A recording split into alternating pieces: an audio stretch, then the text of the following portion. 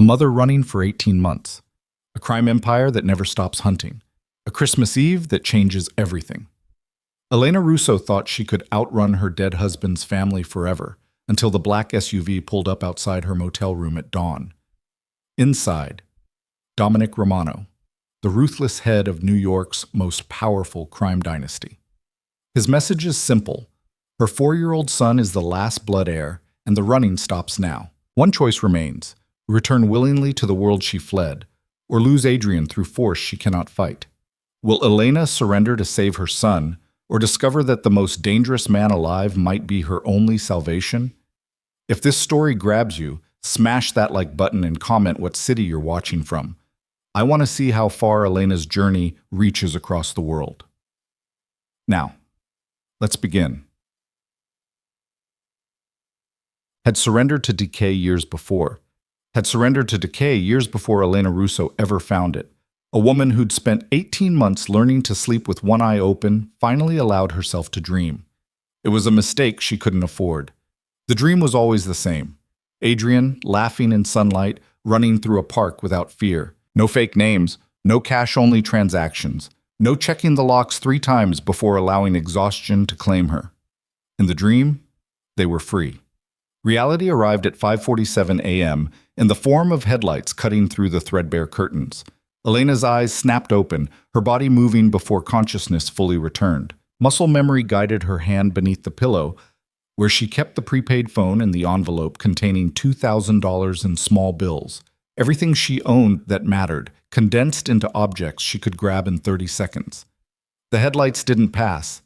She was at the window in 3 silent steps, peering through the gap where the curtain met the wall. The black SUV sat in the parking lot like a predator that had finally cornered its prey. Engine running, windows tinted dark enough to hide whoever sat inside watching her room, her heart hammered against her ribs. Not again, please, not again. Mama? Adrian's sleepy voice cut through the darkness. Is it time to go? 4 years old and he already knew the drill. The thought sent ice through Elena's veins. Not the fear for herself, but the rage at what this life had stolen from him. A childhood, stability, the simple luxury of waking up in the same bed twice. Not yet, baby, she whispered, though her hands were already moving, stuffing their few belongings into the duffel bag she never fully unpacked. Go back to sleep. But Adrian was sitting up now, his dark eyes, so much like his father's, it sometimes hurt to look at him, tracking her movements with the solemn understanding of a child who'd learned too young that the world was not safe. Elena's mind raced through options like shuffling cards. The bathroom window was too small. The front door was the only exit, and it faced the SUV. The phone in her hand felt heavy with possibility and futility. 911 would bring questions she couldn't answer, connections she couldn't risk.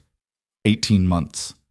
18 months of running, hiding, reinventing herself in forgettable towns with forgettable names. 18 months since she'd walked away from the funeral with Adrian's hand in hers and terror in her throat, knowing that the family would never let them go. Marco Russo had been dead 3 days when she'd learned the truth. Not about his death, a rival family's bullet, quick and final, but about the life he'd hidden from her. The legitimate import business had been a facade. The respectful family gatherings had been strategy sessions. The grandfather who'd seemed merely stern had been a man whose name made politicians sweat and enemies disappear. Marco had kept her ignorant deliberately, a calculated protection that became a cage. And when he died, that cage had shifted, its bars closing tighter around her and Adrian both. Elena had attended the funeral in the black dress Marco's mother had sent over, standing beside people whose smiles didn't reach their eyes. She'd held Adrian close while they lowered her husband into the ground, and she'd listened to the whispered conversations that ceased when she approached. The boy should stay with family. She doesn't understand our world. Marco's wishes don't matter now. She'd understood enough. By midnight that same night, she and Adrian had been on a bus heading west, her wedding ring sold for cash, her phone smashed and discarded. The knock on the motel room door shattered the memory. 3 measured raps. Patient. Inevitable. Elena's breath caught. Adrian made a small sound of fear, and she moved to him instinctively, placing herself between her son and whatever waited on the other side of that door. Mrs. Russo. The voice was male, deep, and carried the kind of authority that expected obedience. I know you're awake. I can see your shadow on the curtain. She said nothing. Her hand found Adrian's, squeezing reassurance she didn't feel. My name is Dominic Romano. I'm family. I'm here about Adrian. Romano. The name hit her like a fist. Not Russo, her dead husband's surname, but Romano. The name Marco's mother had used before marriage. The family name that carried weight in circles Elena had been sheltered from. The empire Marco had been born into and tried to protect her from. We need to talk, the voice continued. You can open the door, or I can open it for you. But either way, the running stops tonight. Elena's mind spun. Dominic Romano. She'd heard the name exactly once at the funeral, spoken in hushed tones by men in expensive suits. Marco's uncle, the head of the family after his father's death 2 years prior, a man whose reputation preceded him like winter before the storm. Go away, she called out, hating how her voice shook. We have nothing to discuss. A pause. Then, I'm not here to hurt you, Elena. May I call you Elena? No. I'm going to anyway. There was something almost amused in his tone, though the underlying steel never softened. Elena, it's 20 degrees below zero, and it's Christmas Eve. I've been traveling for 8 hours to find you. The least you can do is let me deliver my message in person rather than through a door. How did you find us? Does it matter? The question landed with the weight of inevitability. You've run to 14 different towns in 18 months. You've used 6 different names. You've worked cash jobs and lived in places like this. The disdain in his voice was palpable, because you thought it would keep you invisible. But Elena, you can't hide from family, and you can't change the fact that the boy in that room is my nephew's son, my blood. Adrian's hand tightened in hers. Elena looked down at him, saw the question in his eyes. What do we do, Mama? She'd spent 18 months protecting him. 18 months choosing flight over fight because she was one woman with no resources against an organization that had resources without limit. But standing here now, in this decaying room that smelled of mildew and defeat, Elena realized something she'd been avoiding since the day she ran. This moment had always been coming. If I open the door, she said slowly, you'll stay in the doorway. You don't come inside. Agreed. She took a breath that felt like swallowing glass, then moved to the door. Her hand trembled as she threw the deadbolt and turned the handle. The man who stood in the doorway made the cramped motel room feel even smaller by comparison. Dominic Romano was tall, easily 6'3", with the kind of presence that filled space before his body even entered it. He wore a black wool coat that probably cost more than every possession Elena owned combined, and beneath it, a suit that fit him like it had been sewn directly onto his frame. His hair was dark, threaded with gray at the temples, and his face was all sharp angles and hard lines. A face built for command, for decisions that didn't allow for doubt. But it was his eyes that stopped her breath. Dark, calculating, and absolutely focused on her with an intensity that felt like being cataloged and assessed in a single glance. Not cruel, but not kind either. Just aware. Seeing everything, missing nothing. Elena Russo, he said, and his voice in person carried even more weight than it had through the door. Thank you for being reasonable. I'm not being reasonable, she shot back, keeping her body angled to block his view of Adrian. I'm being cornered. There's a difference. His mouth curved slightly, not quite a smile, but an acknowledgement of her defiance. Fair enough. What do you want? To talk, to explain the situation. His eyes shifted past her briefly, landing on Adrian, and something flickered in his expression. Recognition, perhaps? Or possession? And to bring you both home.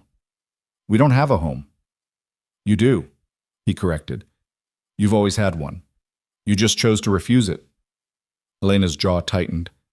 I chose to protect my son. From what? The question came sharp. From family? From security?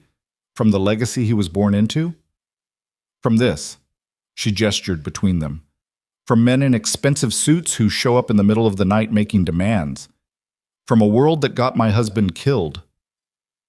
Marco died because he was reckless, Dominic said, and there was no grief in his voice, only cold assessment. He took unnecessary risks to prove himself. That's not the world. That's one man's poor judgment.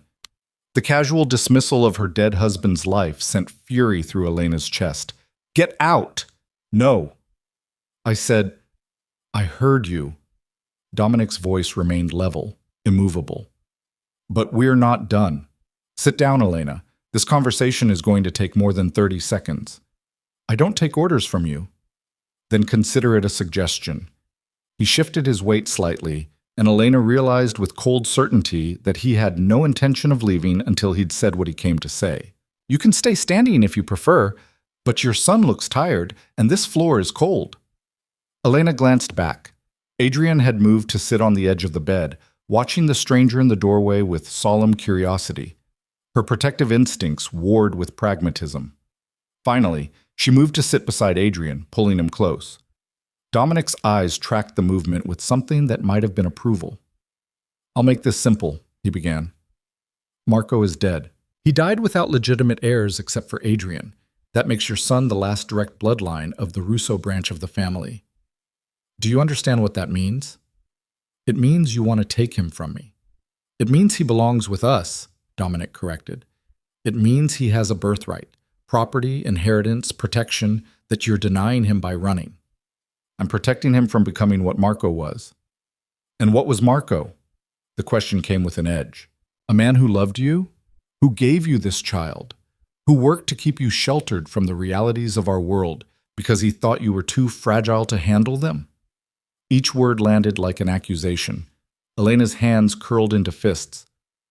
Marco lied to me, she said quietly, about everything. He protected you, Dominic countered. There's a difference. He wanted you to have a normal life, even if his couldn't be.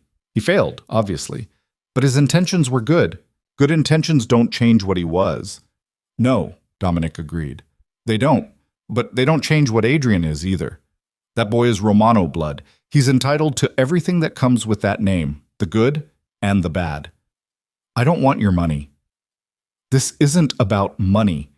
Dominic's voice dropped, taking on a quality that made Elena's spine straighten instinctively.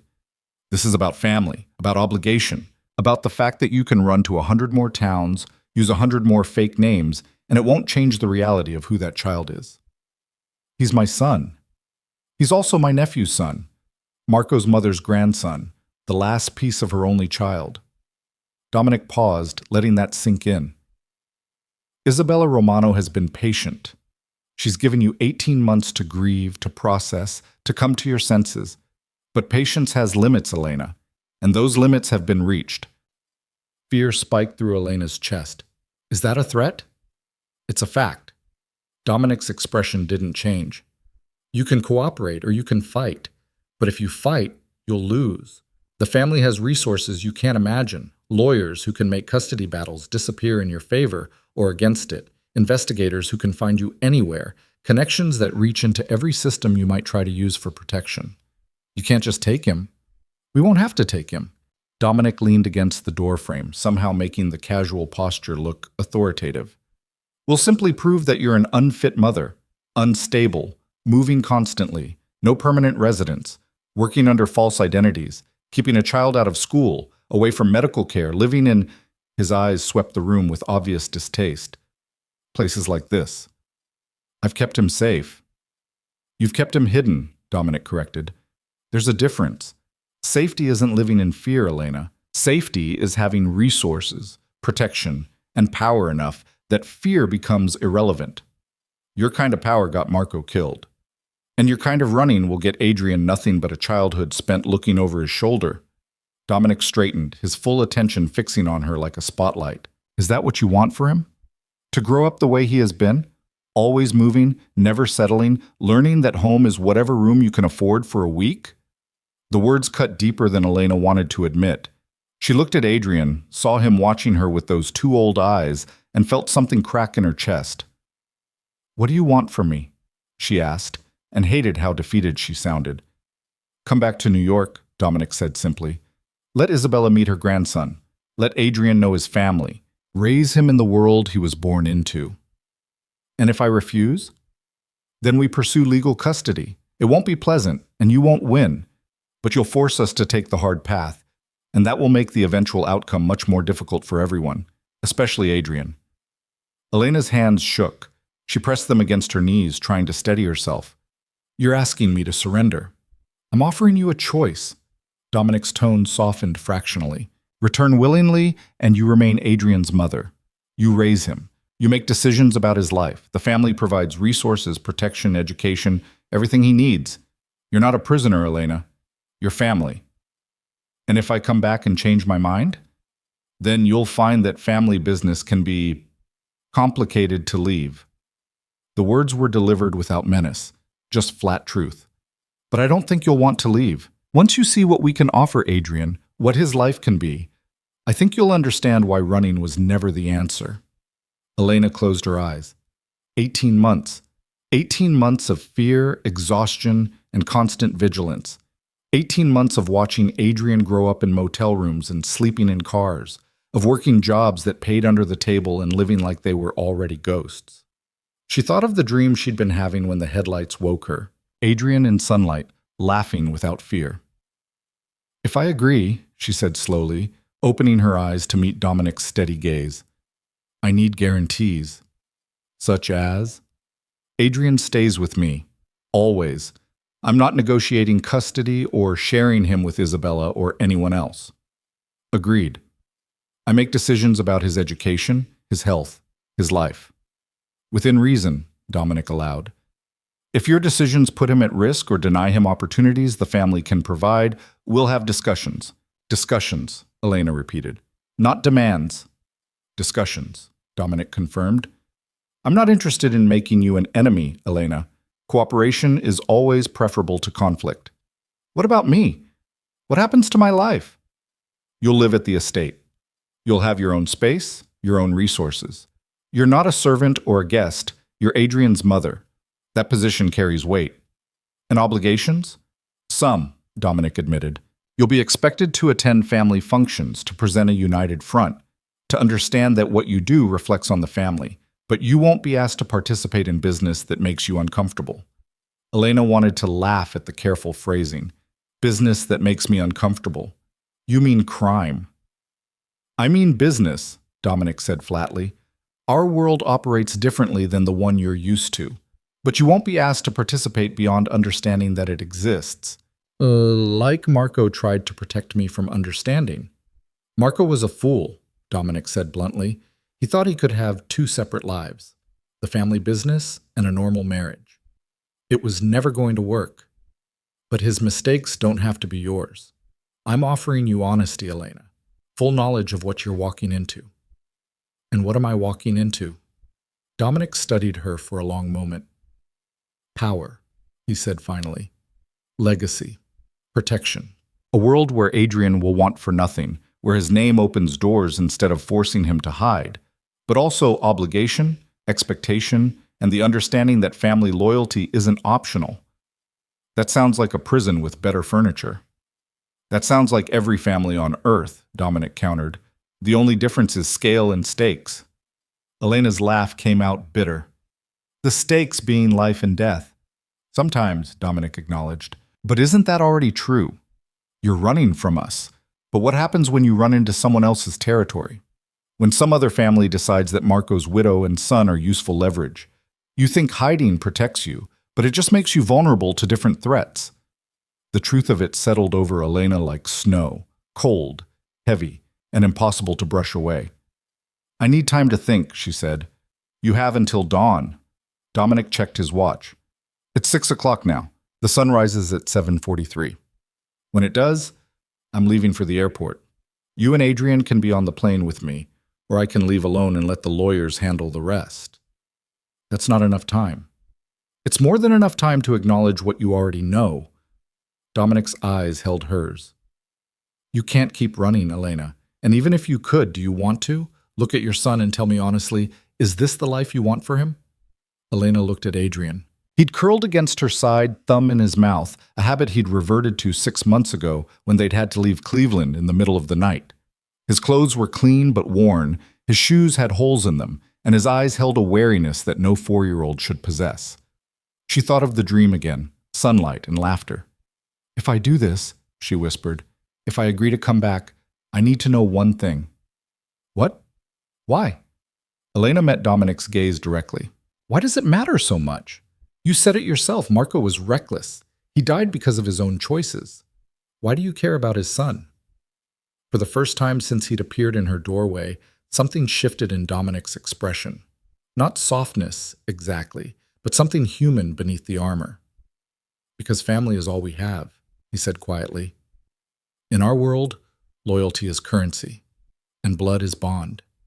Adrian is the last piece of my nephew, the last piece of my sister's only child. He's not just a child, Elena. He's continuity, legacy, the proof that what we build survives beyond us. That's a lot of weight for a 4-year-old. He won't carry it alone. Dominic's voice carried absolute certainty. He'll have the family, resources, protection. And if you come willingly, he'll have you, the one person who actually loves him, rather than what he represents. The admission surprised her. You don't love him. I don't know him, Dominic corrected. Love requires knowing someone, but I value him. I value what he is and what he can become. And I respect you enough to be honest about that distinction. Elena wanted to hate him for the coldness of it, but there was something almost refreshing in his directness. No false sentiment, no manipulation, just clear truth. I need to talk to Adrian, she said. Dominic nodded. I'll wait in the car. You have until sunrise. He turned to leave, then paused. Elena? What? For what it's worth, I respect what you've done. 18 months of running, protecting your son. It took courage. Misguided courage, perhaps, but courage nonetheless. That strength will serve you well in our world. Use it wisely. Then he was gone, the door closing behind him with a soft click that somehow felt more final than a slam. Elena sat in the silence, feeling Adrian's weight against her side and the weight of the decision crushing down on her shoulders. Mama? Adrian's voice was small. Who was that man? Family, Elena said, the word tasting strange on her tongue. He's your father's uncle. Is he bad? The question froze her. Was Dominic Romano bad? By conventional morality, almost certainly, but by the morality of survival, of protection, of being powerful enough that the world bent to accommodate you rather than crushing you beneath its weight. I don't know, baby, she admitted, but I think he might be necessary. Adrian considered this with the seriousness he brought to everything. Are we going with him? Would you want to? Elena asked. If we did, we'd stop moving. We'd have a real home. You'd go to school, have your own room, Would you be there? The simplicity of it broke something in her chest. After 18 months of running, of fear, of uncertain futures, what Adrian needed wasn't safety or wealth or legacy. He needed her. Yes, Elena promised. If we go, I'll be there. Always. Then I don't mind. Elena pulled him close, breathing in the scent of his hair and fighting back tears. How had this become her life? How had she gone from an ordinary woman with ordinary dreams to someone making impossible choices in a freezing motel room on Christmas Eve? But she knew the answer. She'd married into this world without knowing it. She'd borne a child who carried this world in his blood, and now that world had come to collect what it considered its own. The question wasn't whether she could keep running. The question was whether running had ever been anything but delayed surrender. Elena stood, moving to the window. Outside, dawn was beginning to paint the eastern sky with pale light. The SUV sat motionless in the parking lot, patient and inevitable. She thought of Isabella Romano, the cold matriarch who'd stood dry-eyed at her son's funeral. She thought of the estate Marco had mentioned once or twice, casual references to the family house that Elena now understood meant something far grander than she'd imagined. She thought of lawyers and legal battles, of resources she couldn't match and power she couldn't fight. But mostly, she thought of Adrian, of the childhood he deserved and the future he could have if she made the right choice. Or the hard choice. Or possibly, they were the same thing. When the sun finally broke the horizon, Elena Russo made her decision. She packed their few belongings in silence, moving with the efficiency of long practice. Adrian watched from the bed, accepting this sudden departure the way he'd accepted the previous 14.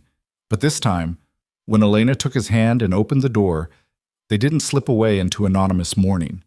They walked directly toward the black SUV. Dominic Romano stood beside the vehicle, watching her approach with an expression that revealed nothing. But when she stopped in front of him, meeting his eyes with all the defiance she had left, something flickered in his gaze that might have been respect. "I have conditions," Elena said. "I'm listening." "Adrian's education is my choice. His friends, his activities, his life outside family obligations, I decide." "Agreed. I want my own space in the estate. Private. Mine and Adrian's. You'll have an entire wing. And if I decide this isn't working, if I decide the family is dangerous for Adrian, I want your word that you won't stop me from leaving." Dominic was quiet for a long moment. Then, "I can't give you that." Elena's jaw tightened. Then, "But," he continued, "I can give you this. If you genuinely believe Adrian is in danger, come to me first, before you run. Let me address the threat. If I fail to protect him, then you have my word I won't pursue you when you leave." It wasn't what she'd asked for, but it was more than she'd expected. "One more thing," Elena said. "What?" "You said family loyalty isn't optional, but it goes both ways. If I'm doing this, if I'm giving up everything to come back, then I'm not a guest or a convenience. I'm family. That means I get respect, not just tolerance." Dominic's mouth curved into something that was almost a smile. "You're already showing more spine than half the family. That'll earn you respect faster than any demand." He opened the car door, gesturing for them to enter. Elena took one last look at the motel, at room 112, where she'd made the decision that would change everything. Then she lifted Adrian into the SUV and climbed in after him.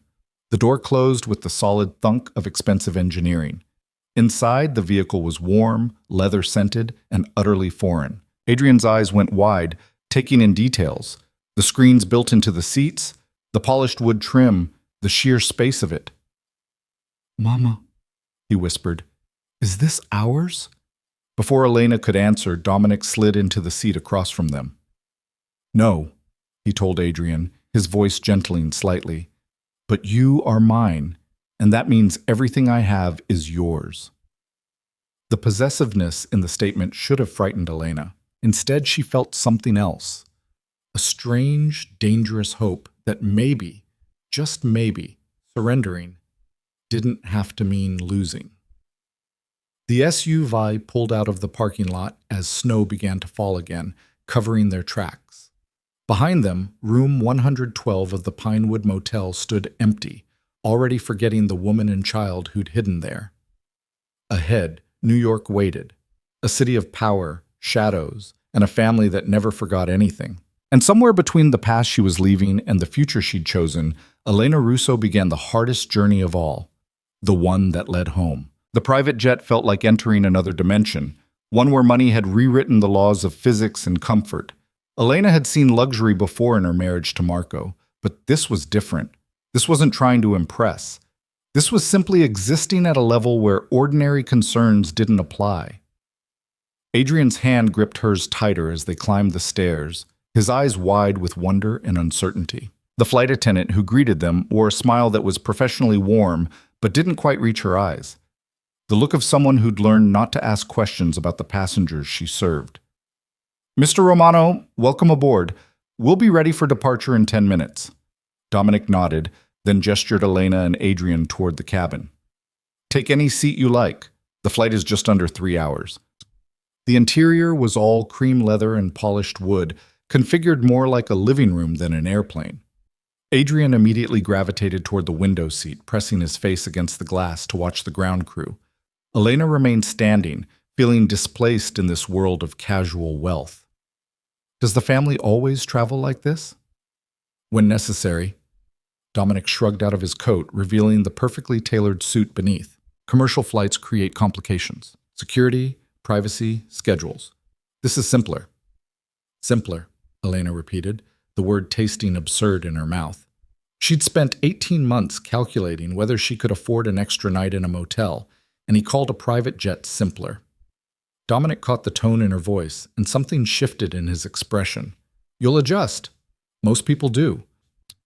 Most people you kidnap and force onto planes? Most people I bring into the family, he corrected without heat. Though I'll note that you walked onto this plane voluntarily, that makes this a choice, not a kidnapping. A choice made under duress isn't really a choice. No, Dominic agreed, settling into a seat across from her.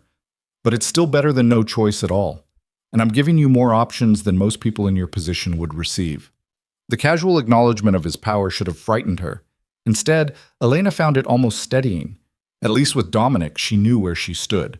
In a world where strength mattered more than fairness, and honesty was a luxury afforded only to those who could enforce their will. The engines hummed to life, a low vibration that traveled through the cabin. Adrian looked back at her, his expression caught between excitement and fear. "It's okay, baby," Elena said, moving to sit beside him. "It's just like the bus, but faster." "And higher," Adrian added solemnly. "And higher," she confirmed, buckling his seatbelt with practiced efficiency.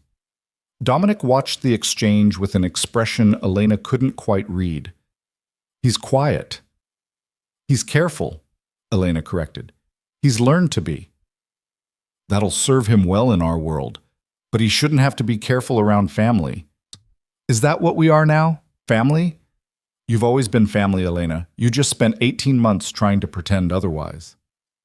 The plane began to taxi, and Elena turned her attention to the window, watching the Minnesota landscape slide past. Snow-covered fields, forgotten buildings, the kind of anonymous emptiness she'd been hiding in for too long. "Tell me about Isabella," she said quietly, not looking at Dominic. "Marco's mother. Your sister." A pause. Then, "What do you want to know?" "Everything you're willing to tell me." Elena finally met his eyes. "If I'm walking into her world, I need to understand what I'm facing." Dominic considered her for a long moment, then leaned back in his seat as the plane lifted into the air. "Isabella is formidable. She was born into this life, married into power, and has spent 60 years learning how to wield both. She doesn't forgive easily, doesn't trust quickly, and values loyalty above everything else." "Including love?" "She'd argue they're the same thing. In our world, love without loyalty is just weakness waiting to be exploited." "That's bleak. That's survival." Dominic's voice carried the weight of experience. Isabella lost her husband to a rival family when Marco was 12.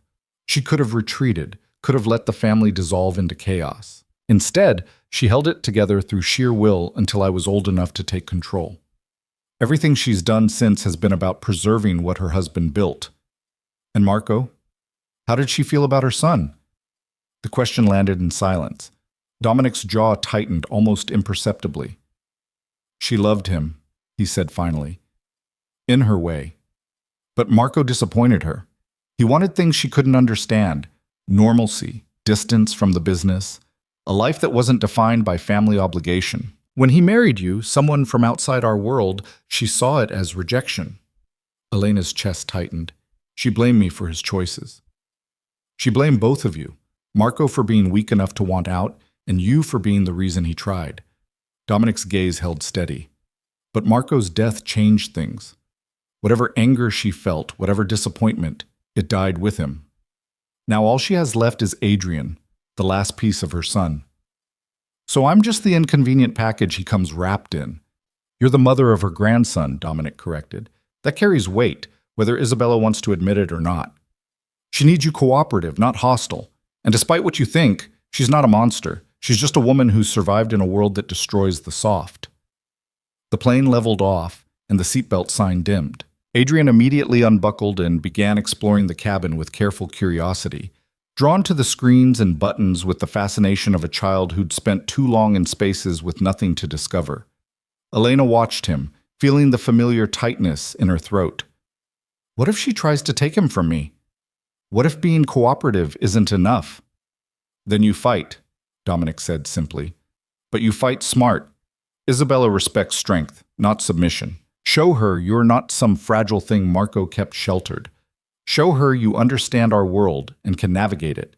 Earn her respect, and she'll become your greatest ally. And if I can't, then you'll have a very difficult life. The honesty was almost brutal. But I don't think that'll happen. You've survived 18 months on the run with limited resources and no support. That takes intelligence and determination. Use those qualities in New York, and you'll surprise her. Elena wanted to believe him, but the weight of what she was flying toward felt crushing. A family she didn't understand, a world built on violence and power, a grandmother who saw her as an obstacle to her grandson. "Why are you helping me?" The question came out before she could stop it. "You could have just taken Adrian. Instead, you're giving me advice, treating me like family," Dominic finished. "Because, despite what you think, I'm not interested in creating enemies within the organization. A hostile mother raising the heir creates complications I don't need. Better to have you as an ally, or at least not an active threat." That's practical. I'm a practical man. He pulled out a tablet, the screen illuminating his face with cold light. "You should rest. We land at noon, and the afternoon will be demanding." Elena wanted to ask more questions, wanted to understand the world she was entering with enough clarity to navigate it safely. But exhaustion was pulling at her, 18 months of interrupted sleep catching up now that she'd finally stopped running. She reclined her seat slightly, watching Adrian explore the cabin with Dominic's measured gaze tracking him. The older man hadn't moved to interact with the child, hadn't tried to force connection. He simply observed, cataloging, assessing. "He looks like Marco," Dominic said quietly. "I know. Does that bother you?" Elena considered the question. "Sometimes. When he makes certain expressions, or when he's angry and his eyes go dark, for a second, it's like Marco's standing there. But then he smiles, and he's just Adrian, just himself. Isabella will see Marco in him too. It'll make things complicated." "Everything about this is complicated." "True." Dominic glanced at her. "But complications can be navigated. It's the simple things that usually destroy us." Elena didn't have an answer to that. She closed her eyes, letting the engine's steady hum carry her toward something that wasn't quite sleep, but wasn't wakefulness either. A liminal space where the past 18 months felt both immediate and impossibly distant. When she opened her eyes again, Adrian was asleep in the seat beside her, and Dominic was speaking quietly into a phone in rapid Italian, the language Marco had sometimes used when he didn't want her to understand what he was discussing. She'd never learned it. Another way he'd kept her separate from his real life. Dominic ended the call and noticed her watching. "Isabella knows you're coming. She's preparing." "Should I be worried about what that means?"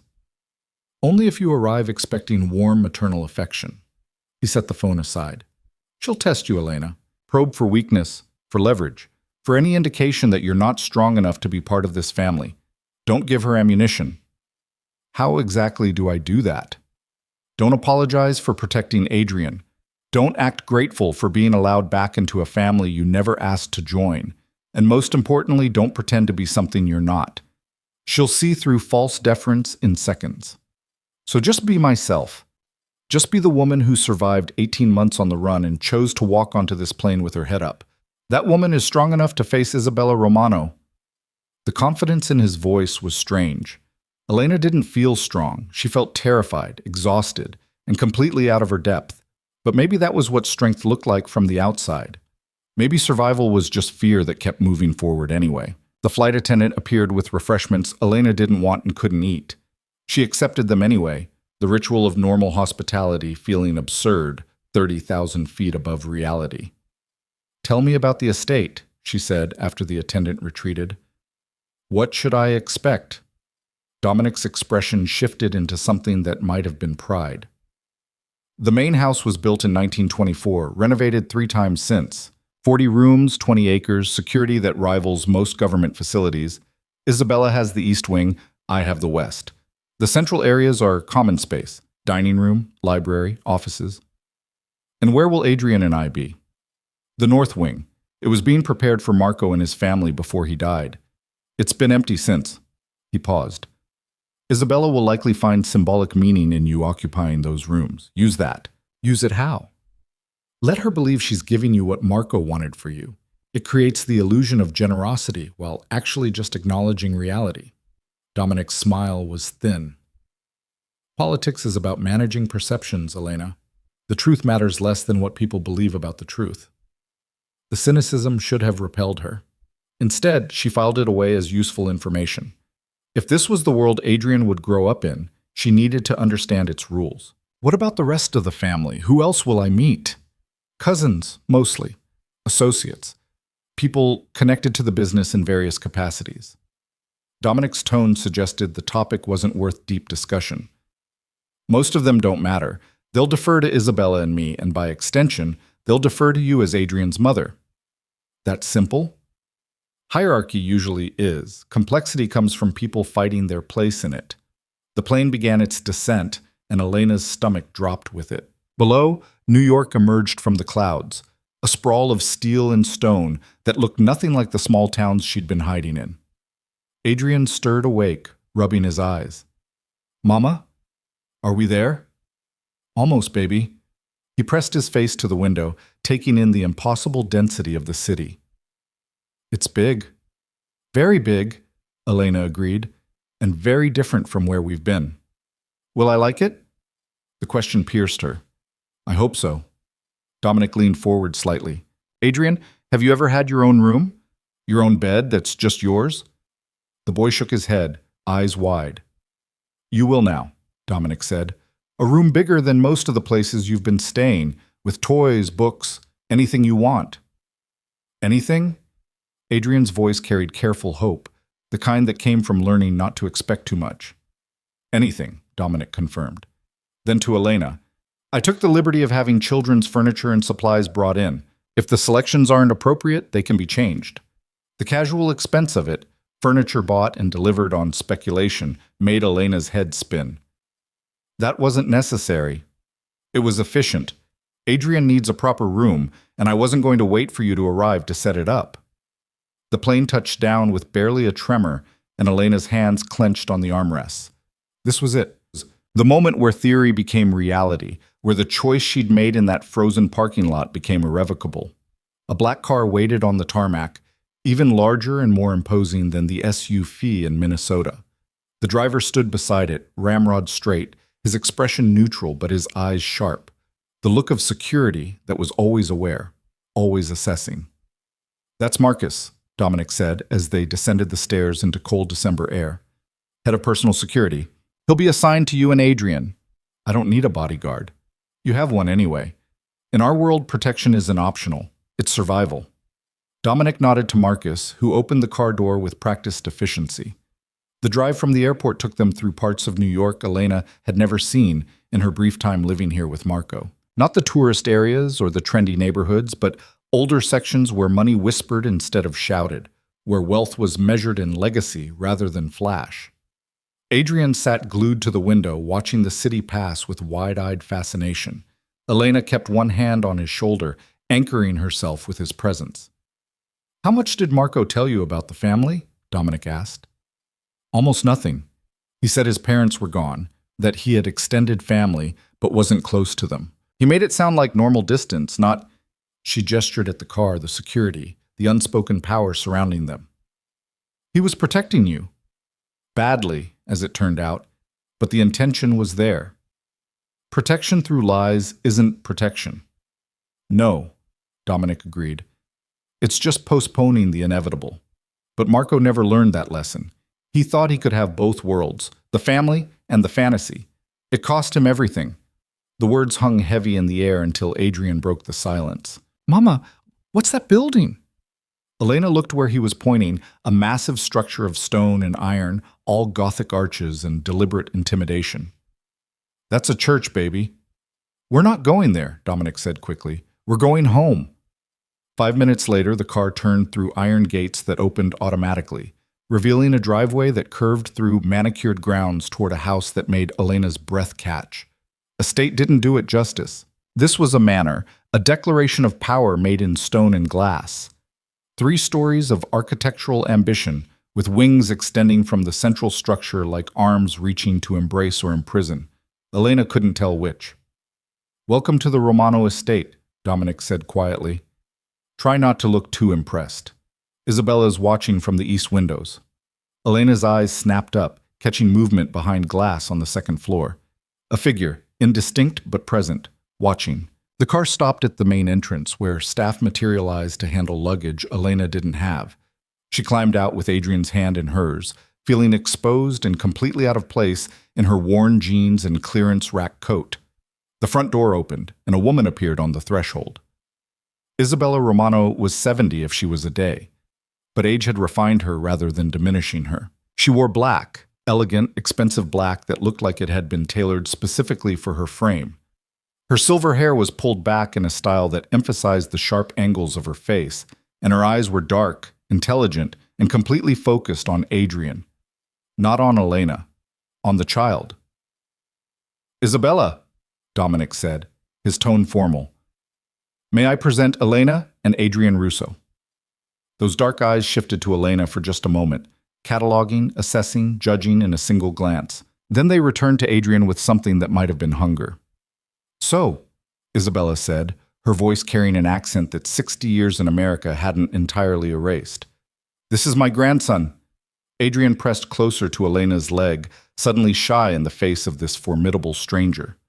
Elena felt her protective instincts surge, but she forced herself to remain calm. "Say hello, Adrian." "Hello," the boy whispered. Isabella's expression didn't soften, but something shifted in her eyes. Recognition, perhaps, or possession. "He has Marco's eyes," she said quietly. Then, to Elena, "And you are the woman who kept him from me for 18 months. The accusation hung in the cold air. Elena met Isabella's gaze directly, refusing to look away first. "I'm the woman who protected him," she said evenly. "The same thing I'll keep doing now." A silence stretched between them, tension building like pressure before a storm. Then Isabella's mouth curved into something that wasn't quite a smile. "Come inside," she said. "It's too cold for the child out here. We have much to discuss." She turned and walked into the house, clearly expecting to be followed. Dominic touched Elena's elbow lightly. "Not bad," he murmured. "She was testing you. You passed the first round. There'll be more rounds, many more. But you're still standing, and she didn't slam the door in your face. In Isabella's world, that counts as a warm welcome." Elena tightened her grip on Adrian's hand and walked into the Romano estate, feeling the weight of history and power settle over her shoulders like a cloak she hadn't asked to wear but couldn't remove. The entrance hall was exactly what she'd expected. Soaring ceilings, marble floors, art that probably cost more than most houses. But it was the atmosphere that struck her most. Not warmth or welcome, but order, control. Everything in its designated place, nothing left to chance. Isabella led them through corridors that seemed designed to disorient, finally reaching a sitting room that managed to be both elegant and intimidating. She settled into a high-backed chair that looked more like a throne, then gestured to the sofa opposite. "Sit." It wasn't a request. Elena sat, pulling Adrian close beside her. Dominic remained standing near the door, positioned between observer and participant. 18 months, Isabella began without preamble. 18 months you kept my grandson hidden. 18 months of wondering if he was safe, if he was cared for, if he even still lived. "He was always safe," Elena said firmly. "I made sure of that." "Safe?" Isabella's voice carried sharp edges. "Safe in motel rooms and temporary housing? Safe without proper medical care or education? Safe living like fugitives?" "Safe from a world that killed his father," Elena shot back. "Safe from people who would use him as a pawn in games I don't understand. Yes, we lived simply, but he was loved, protected, and free from danger." "Free from family," Isabella corrected coldly. "Free from his birthright, his heritage, his future. He's 4 years old. He doesn't need a birthright. He needs a childhood. He needs both." Isabella leaned forward slightly. "And thanks to your selfishness, he has neither." The words hit like a slap. Elena felt Adrian tense beside her, sensing the conflict even if he didn't understand it. "I'm not going to apologize for protecting my son," Elena said quietly. "You can judge me, threaten me, make me feel unwelcome in this house. But I won't apologize for doing what any mother would do. Any mother would bring her child to family after their father's death. Any mother would accept support, protection, resources. You ran because you were afraid, and that fear cost Adrian 18 months of stability. That fear," Elena said, her voice hardening, "came from watching your family at Marco's funeral, from hearing whispers about taking Adrian, about what was best for the family, from understanding that in your world, a 4-year-old child is just another asset to be controlled." "He is an asset," Isabella said bluntly. the last direct male heir of the Russo line. But he is also my blood, my grandson, the only piece of my son that survives. You think I don't know what it means to protect a child in this world? I raised Marco in this life. I kept him safe through wars you can't imagine, through threats that would have broken someone weaker. And yet he still died, Elena said softly. Your protection wasn't enough. The silence that followed was absolute. Isabella's face went pale, then flushed with something that might have been rage or grief. Elena couldn't tell which. Dominic shifted slightly, a subtle warning that Elena had crossed a line. But Isabella surprised her. Instead of erupting, the older woman's expression went cold and distant. No, she said quietly. My protection wasn't enough. Marco made choices I couldn't control, took risks I couldn't prevent. And it cost him everything. Do you think I don't carry that? Do you think I don't wake up every morning knowing my son died because I failed to teach him properly? The raw honesty in her voice made Elena's throat tighten. This wasn't the cold matriarch Dominic had described. This was a mother who'd buried her only child. I didn't mean, Elena started. Yes, you did. Isabella's voice steadied. And you're right to say it. I failed Marco, but I will not fail Adrian. That boy will grow up understanding this world, protected by it, rather than vulnerable to it. And you will help me ensure that happens, whether you want to or not. Adrian tugged on Elena's sleeve. Mama, I'm tired. The simple interruption broke the tension. Isabella's eyes softened fractionally as she looked at the child. Of course you are, she said, her voice gentling. Dominic, show them to their rooms. Elena and I will continue this conversation later. It was clearly a dismissal. Dominic moved to the door, gesturing for Elena to follow. She stood, keeping Adrian close. But before she left, she met Isabella's gaze one more time. I'll work with you, she said quietly, for Adrian's sake. But understand this. I'm his mother. Not his guardian, not his caretaker. His mother. And that means my loyalty to him comes before any loyalty to this family. Isabella studied her for a long moment. Then, unexpectedly, her mouth curved into something that might have been genuine respect. Perhaps, she said slowly, Marco chose better than I thought. We'll see. Dominic led them through corridors that seemed designed to confuse rather than guide, each turn revealing another layer of wealth so casual it stopped feeling impressive and started feeling oppressive. Adrian's hand remained locked in Elena's, his exhaustion written in every dragging step. The north wing was quieter than the rest of the house, insulated from the main areas by distance and deliberate design. When Dominic finally stopped before a set of double doors, Elena felt a strange twist in her stomach. This had been meant for her, for the life Marco had promised but never delivered. These were prepared for Marco's family, Dominic said, confirming her thoughts. Isabella kept them maintained but empty, until now. He opened the doors and Elena's breath caught despite herself. The suite beyond was larger than any apartment she'd ever lived in. A living area with floor-to-ceiling windows overlooking snow-covered grounds. A kitchen, small but fully equipped. Bedrooms extending from the central space like petals from a flower. Everything decorated in warm neutrals that managed to feel elegant without being cold. But it was Adrian's reaction that broke through her careful composure. The boy released her hand and walked slowly into the space, his eyes wide with wonder that bordered on disbelief. "This is ours?" he whispered. "Your room is through there," Dominic said, pointing to the door on the left. "Elena, yours is to the right. The staff already unpacked what little you brought and stocked the basics. If you need anything else, there's an intercom system." Adrian didn't wait for permission. He ran to the indicated door, pushing it open with both hands. Elena followed more slowly, her throat tight with emotions she couldn't quite name. Inside Adrian's room, her son stood frozen in the center of a space that had been designed specifically for a child, but executed with the kind of attention to detail that came from unlimited resources. The bed was child-sized but substantial, built into a structure that looked like a castle with curtained turrets and hidden compartments. Shelves lined one wall, already filled with books and toys still in their packaging. A play area occupied one corner, complete with a table sized perfectly for small hands and bins of art supplies. The windows had safety locks, the outlets were covered, and every sharp corner had been padded. It was everything a child could want, and it terrified Elena in ways she couldn't articulate. "It's too much," she said quietly. Dominic, who'd followed them in, shook his head. "It's appropriate. This is how family lives, Elena. How Adrian should have always lived. He's 4. He doesn't need a bedroom that costs more than most people make in a year. He needs to understand his place in this world, and his place comes with resources." Dominic's voice was matter-of-fact, not defensive. "You can fight against the reality of what he is, or you can accept it and teach him to use it wisely. Your choice." Before Elena could respond, Adrian turned to her with an expression that shattered her resistance. "Can I really stay here, Mama? In this room?" The hope in his voice, fragile, careful, learned from too many temporary spaces, made her eyes burn. "Yes, baby," she managed. "This is yours.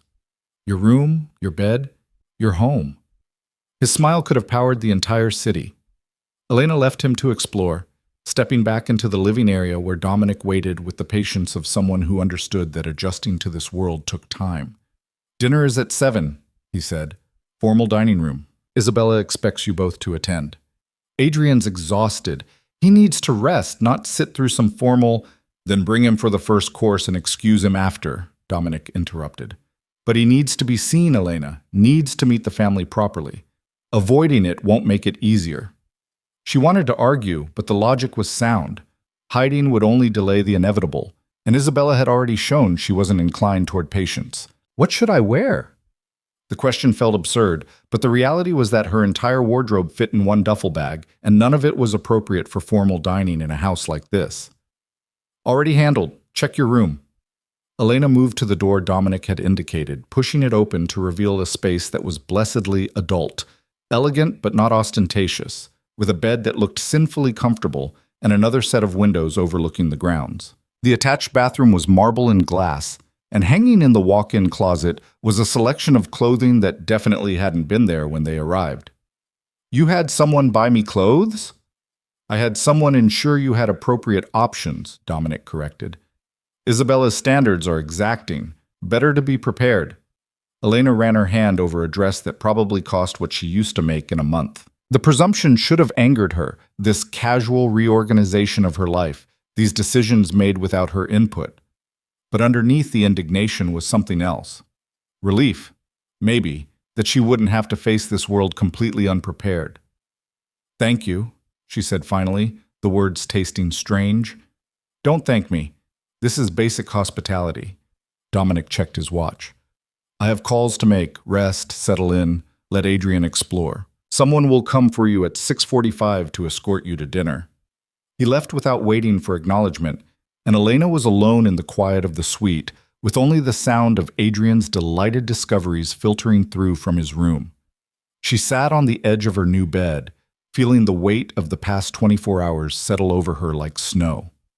Yesterday morning, she'd been in Minnesota, convinced she could keep running forever. Now she was in a mansion in New York, wearing borrowed clothes, preparing to have dinner with the family she'd spent 18 months avoiding. The transformation felt surreal, dizzying. Her phone, the prepaid one she'd been using, sat in her pocket like a reminder of who she'd been. She pulled it out, staring at the blank screen. No calls to make, no one to contact.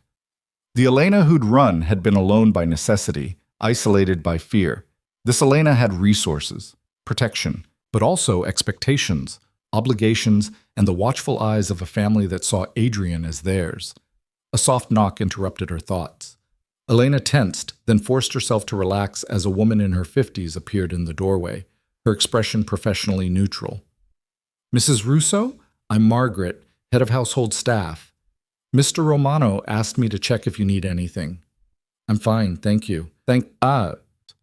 Margaret's eyes traveled over Elena with the assessing gaze of someone who'd spent decades reading people. "I took the liberty of having a light meal sent up. You haven't eaten since the plane, and dinner isn't for several hours. It's in the kitchen area."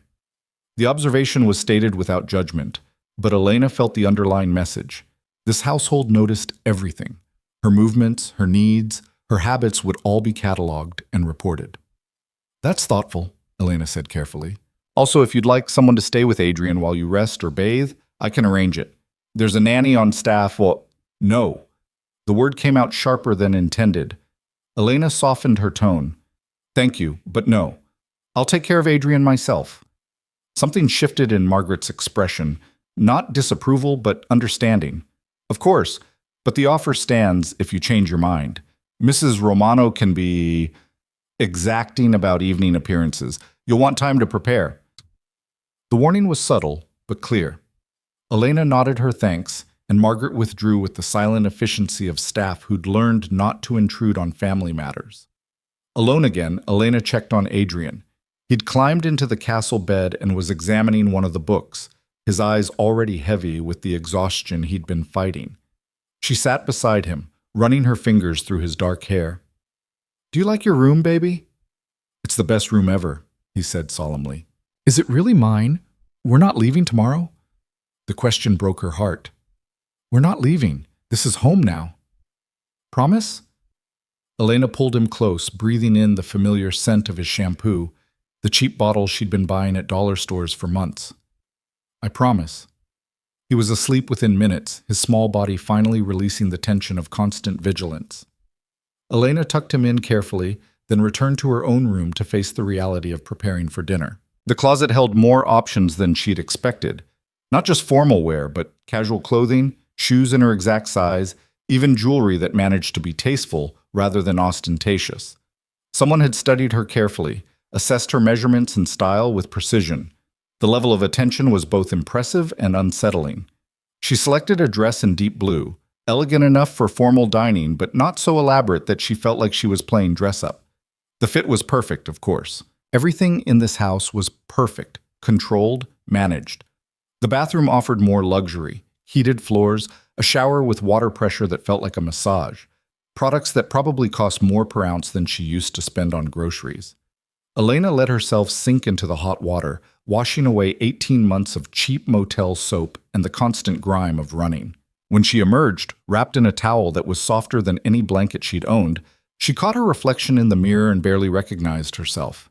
The woman looking back had slept in a real bed, eaten proper food, bathed in luxury. The hunted look that had become permanent in her eyes had faded slightly, replaced by something else.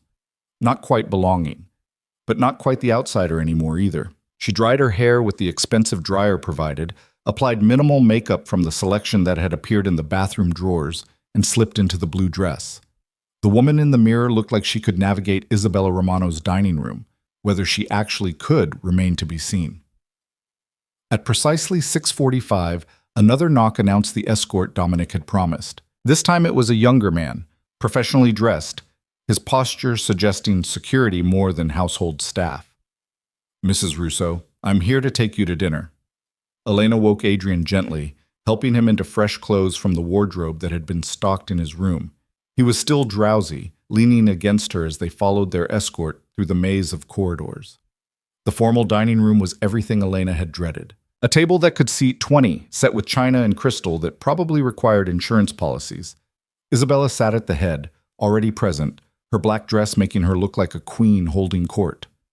Dominic occupied the seat to her right, and several other people Elena didn't recognize filled the remaining chairs.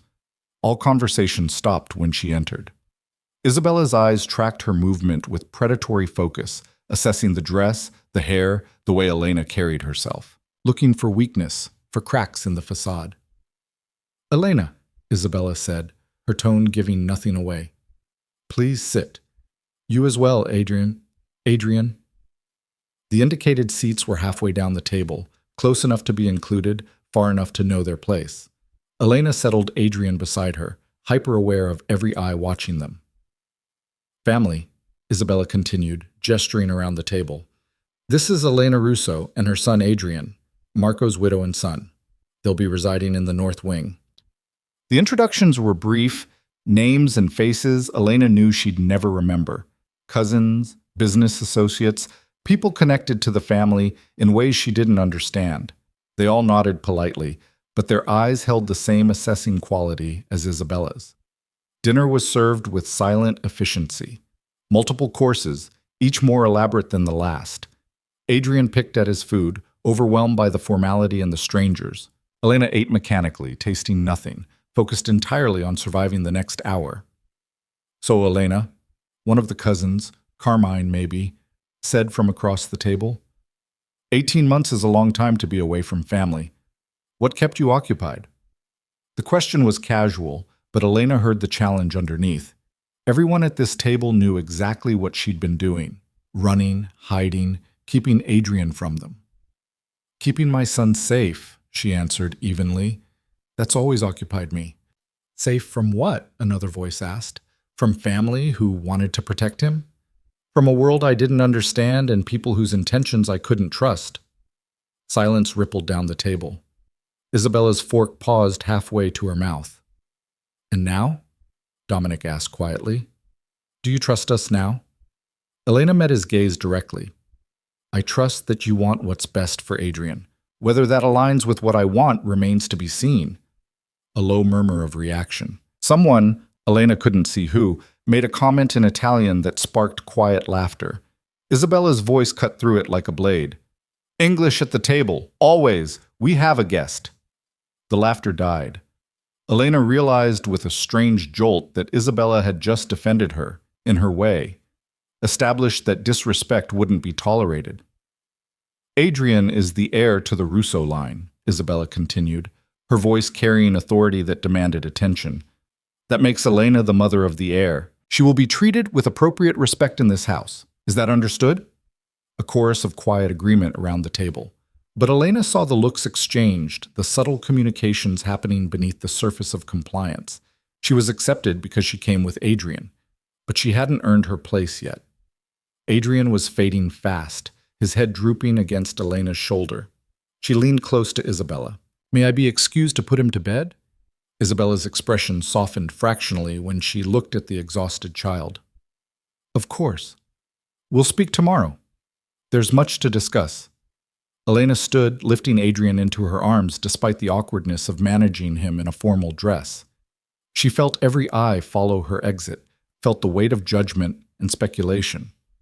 But she kept her spine straight, her pace measured. She wouldn't run from this room the way she'd run from everything else. The escort was waiting outside to guide them back. Adrian was asleep before they reached the north wing, his weight heavy and trusting against her shoulder. She tucked him into his castle bed, watching his peaceful face in the soft glow of the nightlight someone had thoughtfully provided. He looked happy, secure, like a child who'd finally found solid ground. Elena returned to her own room, slipping out of the formal dress and into comfortable clothes from her new wardrobe. The suite was quiet, isolated from the rest of the house by deliberate distance. She should have felt relieved. Instead, she felt trapped. A soft knock startled her. She opened the door to find Dominic standing in the corridor, his tie loosened but otherwise still dressed for dinner. May I come in? Elena hesitated, then stepped aside. Dominic entered, his eyes scanning the space with practiced assessment. You survived dinner. That's something. Barely. You did better than barely. You stood your ground, didn't apologize, didn't grovel. Isabella noticed. Isabella terrifies me. Good. That means you're smart. Dominic moved to the windows, looking out over the dark grounds. Fear isn't weakness, Elena. It's information. Use it. What did you really come here to say? He turned to face her. That tomorrow gets harder. Isabella will want to establish routines. Adrian's education, his schedule, his exposure to family business. She'll push boundaries, test your resolve. You need to be ready. I've been ready for 18 months. No, Dominic corrected. You've been running for 18 months. That's different. Being ready means knowing when to fight and when to compromise, when to dig in and when to bend. Isabella respects strength, but she destroys stubbornness that serves no purpose. I'm not going to let her control my son. She doesn't want to control him. She wants to shape him. Dominic's voice was patient, explaining reality rather than defending it. There's a difference. And whether you like it or not, Adrian will be shaped by this world. The question is whether you're part of that shaping or fighting against it uselessly. Elena's hands clenched. You make it sound so simple. It is simple. Not easy, but simple. Decide what matters most. Keeping Adrian completely yours but unprepared for this life, or sharing him with the family but ensuring he's equipped to survive it. You can't have both. The truth of it settled like lead in her stomach. I need time, she said quietly. You don't have time. Isabella's already planning Adrian's future.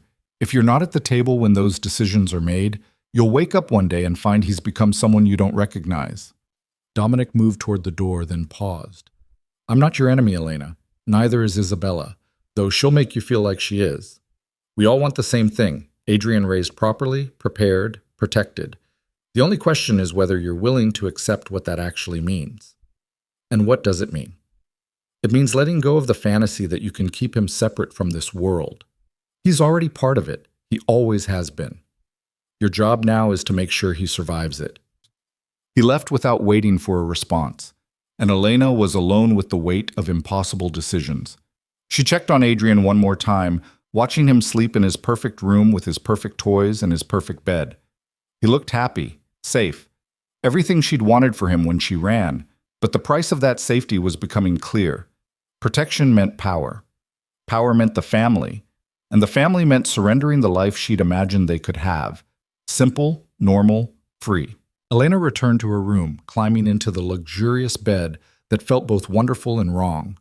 Outside, snow began to fall again, covering the grounds in pristine white that looked beautiful and felt suffocating. She'd stopped running, but she was starting to realize that staying might be harder than anything she'd fled from. Sleep came slowly, interrupted by thoughts that circled like predators. By the time dawn broke over the Romano estate, Elena had made a decision. Not surrender exactly, but acceptance that the war she'd been fighting was the wrong one. The real battle wasn't about keeping Adrian away from this family. It was about making sure that when he became part of it, he didn't lose himself in the process. And that meant Elena couldn't lose herself either.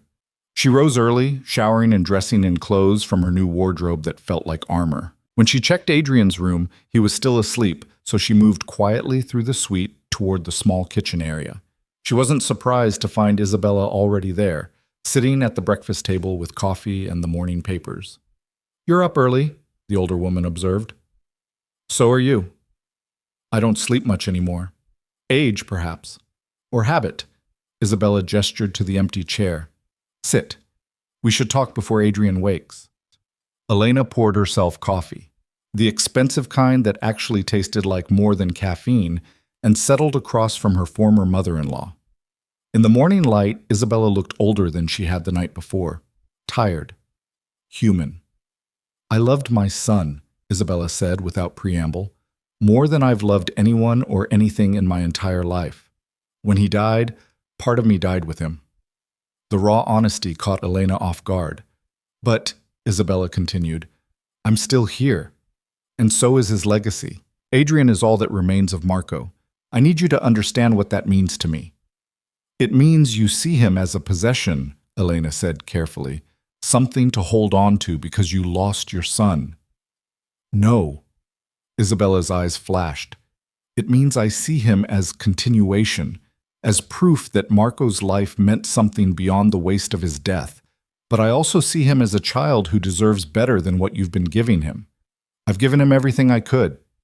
Love and protection, yes, but not stability, not preparation, not understanding of what he is. Isabella leaned forward. You think you're protecting him by keeping him separate from this family, but you're just making him vulnerable. Vulnerable to what? To everything. This world doesn't forgive ignorance, Elena. Marco learned that too late. He thought he could straddle both worlds, family and fantasy. It destroyed him. Don't make the same mistake with Adrian. Elena's coffee had gone cold in her hands. What are you asking me to do? Stop fighting us. Stop acting like we're the enemy when we're actually his greatest protection.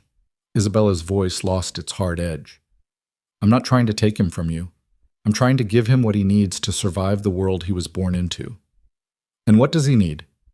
Education in our ways, understanding of power and how it works, connections that will protect him when I'm gone and Dominic is gone and you're gone, a foundation that lasts longer than any single life.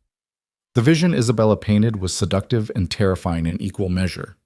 A childhood of privilege and preparation, of understanding rather than ignorance, but also a childhood shaped by this family's values, by their world's brutal logic. I want to be part of those decisions, Elena said finally. Not just informed after the fact, actually part of them. Something shifted in Isabella's expression. That can be arranged. If you prove you understand what's required.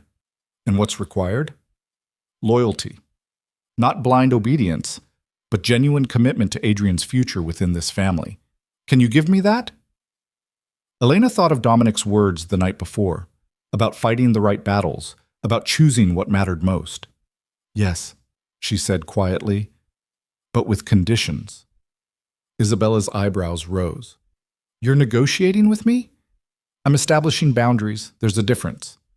A pause. Then, unexpectedly, Isabella smiled, a real smile that transformed her face from forbidding to almost warm.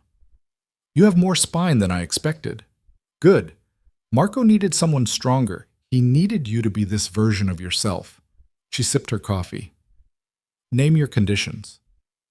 Adrian's education is collaborative. We both have input. Agreed. His schedule allows for normal childhood activities, not just family obligations. Within reason. And I remain his primary parent. Not a supervisor, not a guardian. His mother, with all the authority that implies.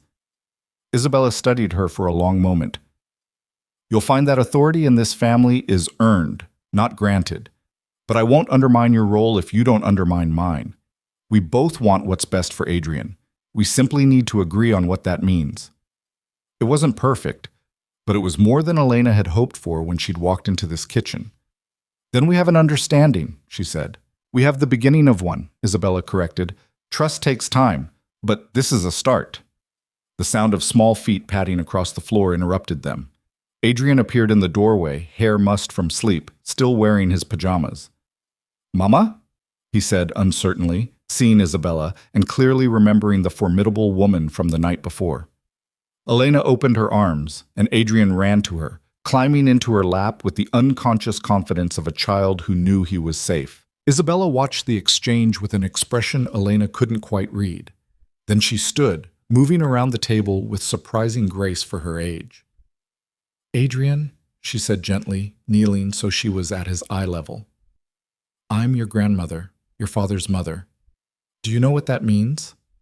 Adrian shook his head, pressing closer to Elena. It means I loved your papa very much. And because I loved him, I love you too, even though we're just meeting now. The child considered this with his characteristic seriousness. Did you know my papa when he was little like me? Something cracked in Isabella's composure. Yes, I knew him his whole life. He was brave and kind, and he loved you very much. Even before you were born, he talked about you. He did? He did. He wanted you to have everything, the best life, the best future. And that's what I want for you too. Adrian looked up at Elena, seeking permission or reassurance. She nodded slightly, giving him space to navigate this new relationship on his own terms. Okay, he said finally, still cautious but less afraid. Thank you, grandmother. Isabella's eyes glistened with something that might have been tears, though she blinked them away quickly. She stood, her mask of control sliding back into place. We'll talk more later, she said to Elena. For now, get the child breakfast. The kitchen staff can prepare whatever he likes. She left without ceremony, and Elena found herself alone with Adrian, feeling like she had just navigated a minefield successfully but wasn't entirely sure how. Is she nice, Mama? Adrian asked. Elena chose her words carefully. She's your grandmother, and she loved your father very much. That makes her family. Do we have to stay here? The question pierced her. Even with his beautiful room and his perfect toys, Adrian still expected to run. Yes, baby, Elena said firmly. We're staying. This is home now. Really, home. Adrian relaxed against her, and Elena held him close, staring out the windows at the snow-covered grounds of the Romano estate. She'd made her choice. For better or worse, they were part of this family now. The only question remaining was whether that choice would save them or destroy them. The weeks that followed settled into patterns Elena hadn't expected. Not the suffocating control she'd feared, but something more subtle. A careful dance of boundaries being tested, territory being claimed, power being negotiated in conversations that seemed casual but never were. Adrian thrived in ways that both relieved and unsettled her.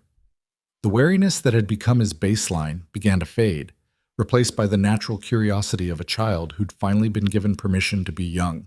He explored the estate's grounds with wonder, discovered books in the library that Isabella read to him in accented English, and started asking questions about his father that Elena had been dreading.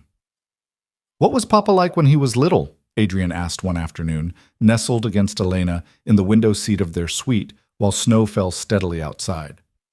Elena hesitated, choosing words carefully. "He was kind, gentle, he liked to make people laugh. Grandmother says he was brave. He was that too. Uncle Dominic says he was reckless." Adrian's dark eyes studied her face. "What does reckless mean?" Elena's throat tightened. 3 weeks in this house, and already Adrian was collecting different versions of his father from people who'd known Marco in ways she never had. The Marco she'd married, the man who'd worked in imports and taken her to quiet restaurants, was being replaced by the Marco who'd been Romano, who'd belonged to this world of power and violence. "It means he took chances," she said finally. "Sometimes brave and reckless look the same from the outside." Adrian seemed satisfied with this answer, returning his attention to the snow. But Elena felt the shift happening, her son being claimed by a family that had known his father's reality while she'd only known his fiction. The intercom buzzed, Margaret's crisp voice filling the room. "Mrs. Russo, Mr. Romano requests your presence in his office at your earliest convenience." Elena glanced at the clock. 2 in the afternoon, Adrian's usual quiet time. "I'll be there in 10 minutes. She settled Adrian with books and strict instructions to stay in the suite, then made her way through corridors she was finally learning to navigate. Dominic's office occupied the corner of the west wing, positioned to overlook both the main entrance and a portion of the grounds, strategic placement that let him see anyone coming. His door was open. He sat behind a massive desk, reviewing documents with the focused intensity she'd learned was his default state. He looked up when she appeared, gesturing her inside without interrupting his reading. Elena waited, studying the office. It was different from the rest of the house. Less about display, more about function. Maps on the walls, filing cabinets that looked serious rather than decorative. Technology that spoke to constant communication with the world beyond these walls. "Sit," Dominic said finally, setting the documents aside. "We need to discuss something." Elena settled into the chair across from him, her guard rising automatically. "What happened?" "Nothing yet, but something will. And you need to be prepared." He leaned back, his expression unreadable. "In 2 weeks, the family is hosting a gathering, extended family, associates, people connected to our various business interests. It's an annual event, part social obligation, part strategic necessity. And you want Adrian and me there. Isabella wants you there. I agree with her assessment." Dominic's eyes held hers. "This will be your formal introduction to the broader family. People who've heard about Marco's widow and son, but haven't met you. Your presence matters." "As what? Decoration? Proof that the family is whole again?" "As the mother of the heir," Dominic said bluntly. "As someone who belongs here and isn't ashamed of that fact. People will be watching, Elena, judging whether you're strong enough for this life or just another outsider who'll crack under pressure. I've survived 18 months on the run. I think I can handle a party." "This isn't a party. It's theater." His voice sharpened. "Every conversation will have subtext. Every interaction will be assessed. People will probe for weakness, test your loyalty, try to determine if you're an asset or a liability to the family." Elena's hands tightened on the chair arms. "What do you expect me to do?" "Be yourself. The woman who stood up to Isabella and didn't apologize for protecting her son. The woman who walked into this house with her head up even though she was terrified." Dominic paused. "But also understand the game being played. Recognize when someone's testing you. Know when to engage and when to deflect." "You make it sound like warfare." "It is warfare. Just conducted over champagne and hors d'oeuvres instead of in dark alleys." He pulled a folder from his desk drawer. "I've prepared profiles on the key people you'll meet. Study them. Know who has power, who wants power, and who's dangerous regardless of their position." Elena took the folder, feeling its weight. "This is insane. This is necessary. You wanted to be part of Adrian's life in this family. This is what that means. Understanding the landscape, recognizing the players, learning to navigate complex social dynamics that carry real consequences." She opened the folder, scanning pages of names, photographs, and notes written in Dominic's precise hand. Relationships mapped out like military strategy. Allegiances noted, weaknesses identified. You expect me to memorize all this? I expect you to try. The more you know going in, the less vulnerable you'll be. Dominic stood, moving to the window. Isabella will help you prepare. She's actually quite good at this aspect of family life. The social maneuvering, the political theater, let her teach you. Since when do you and Isabella coordinate so closely? Since you arrived and gave us a common goal, making sure Adrian's mother doesn't become a liability. He turned to face her. We may not always agree, Elena, but we're aligned on this. You need to succeed at this gathering, not just survive it, but actually establish yourself as someone who belongs. The pressure of it settled over Elena's shoulders like a physical weight. And if I can't? If I mess this up? Then you'll have made enemies you can't afford and raised questions about whether you're fit to raise the heir. Dominic's honesty was brutal, but not unkind. The family tolerates weakness in peripheral members. But Adrian's mother? You're too visible, too important. Failure isn't an option. Elena left his office with the folder clutched against her chest and a growing sense that she'd underestimated what staying in this family would actually require. The past few weeks had been deceptively peaceful, settling in, establishing routines, finding her footing. But that had been the easy part. The real test was coming. She found Isabella in the library that evening, reading to Adrian from a book of Italian fairy tales translated into English. Her son was curled against his grandmother's side with complete trust, listening to stories about clever foxes and brave children with the rapt attention he gave to everything new. Isabella looked up when Elena entered, her expression softening fractionally. We're almost finished with this chapter. Then he's yours. Elena waited, watching her son absorb stories from a world she didn't fully understand. When Isabella finally closed the book, Adrian protested sleepily. Tomorrow, Isabella promised. We'll read more tomorrow.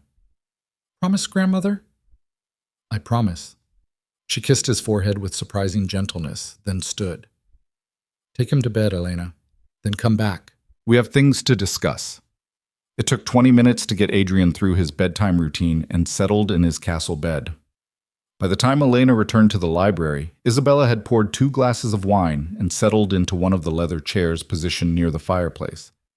Sit, she said, gesturing to the opposite chair. Dominic told you about the gathering? He gave me profiles to study. Good. That's the foundation. But you need more than information. You need strategy. Isabella handed her one of the wine glasses. The women will be the real challenge. The men will assess you quickly and move on. But the women, they'll circle like sharks, looking for blood in the water. That's a disturbing image. It's an accurate one. In our world, the men have power, but the women have influence. We shape opinions, control social dynamics, determine who belongs and who doesn't. Isabella sipped her wine. They'll want to know if you're worthy of Marco, if you're strong enough to raise Adrian properly, if you're an ally or a threat. How do I convince them I'm not a threat? You don't. You convince them you're too valuable to alienate. Isabella leaned forward. These women respect strength, despise weakness, and tolerate calculated ambition. Show them you understand the game, and they'll make space for you. Show them fear, and they'll destroy you. Elena's stomach churned. I'm not like them. I don't know how to play these games. Then learn quickly. You have 2 weeks. Isabella's voice was firm, but not unkind. I'll help you. We'll practice conversations, teach you to read subtext, show you how to deflect probing questions without appearing evasive.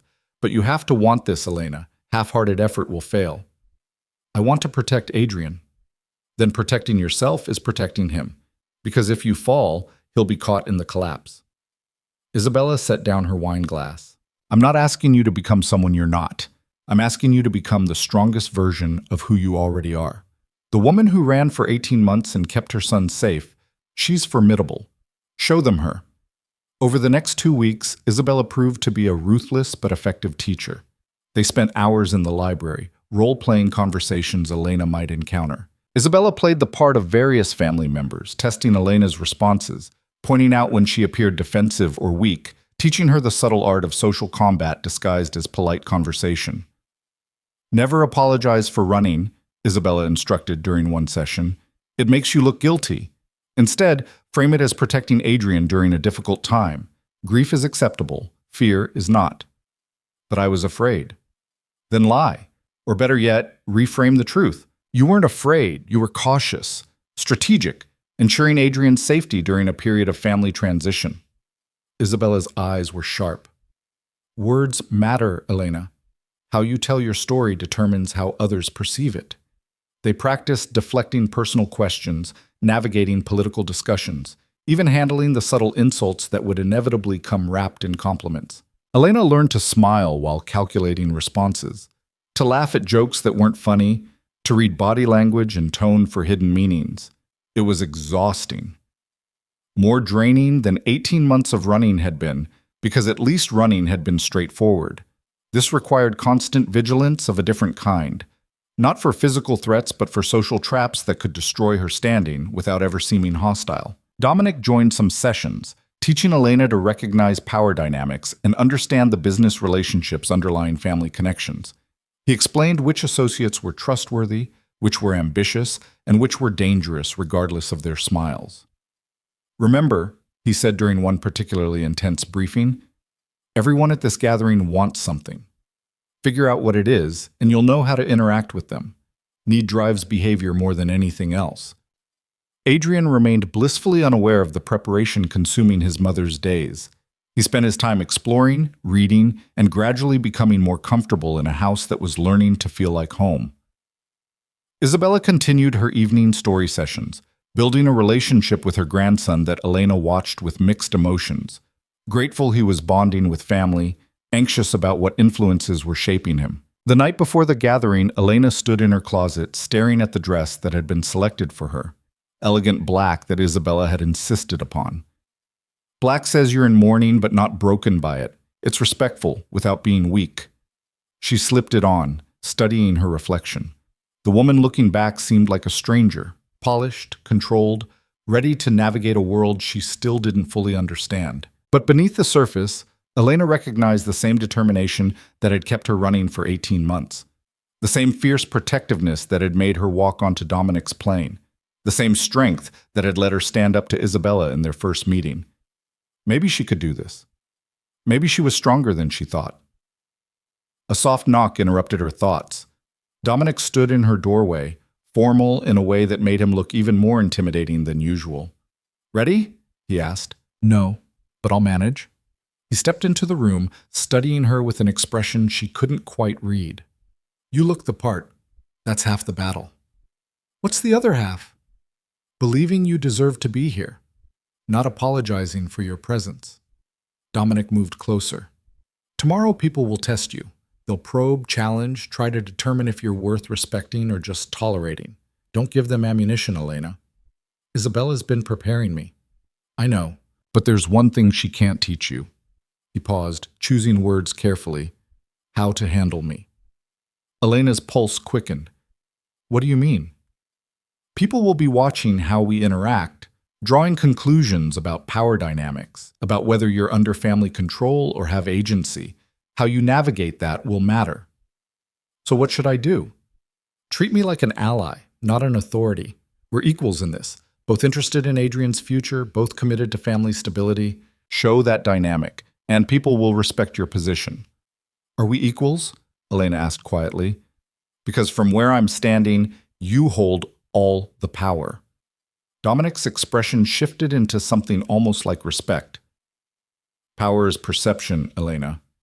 If you act like I control you, people will believe it. If you act like we're partners with different roles, that becomes the truth that matters." He left her with that thought, and Elena spent a sleepless night rehearsing conversations, reviewing profiles, and trying to quiet the voice in her head that insisted she was completely out of her depth.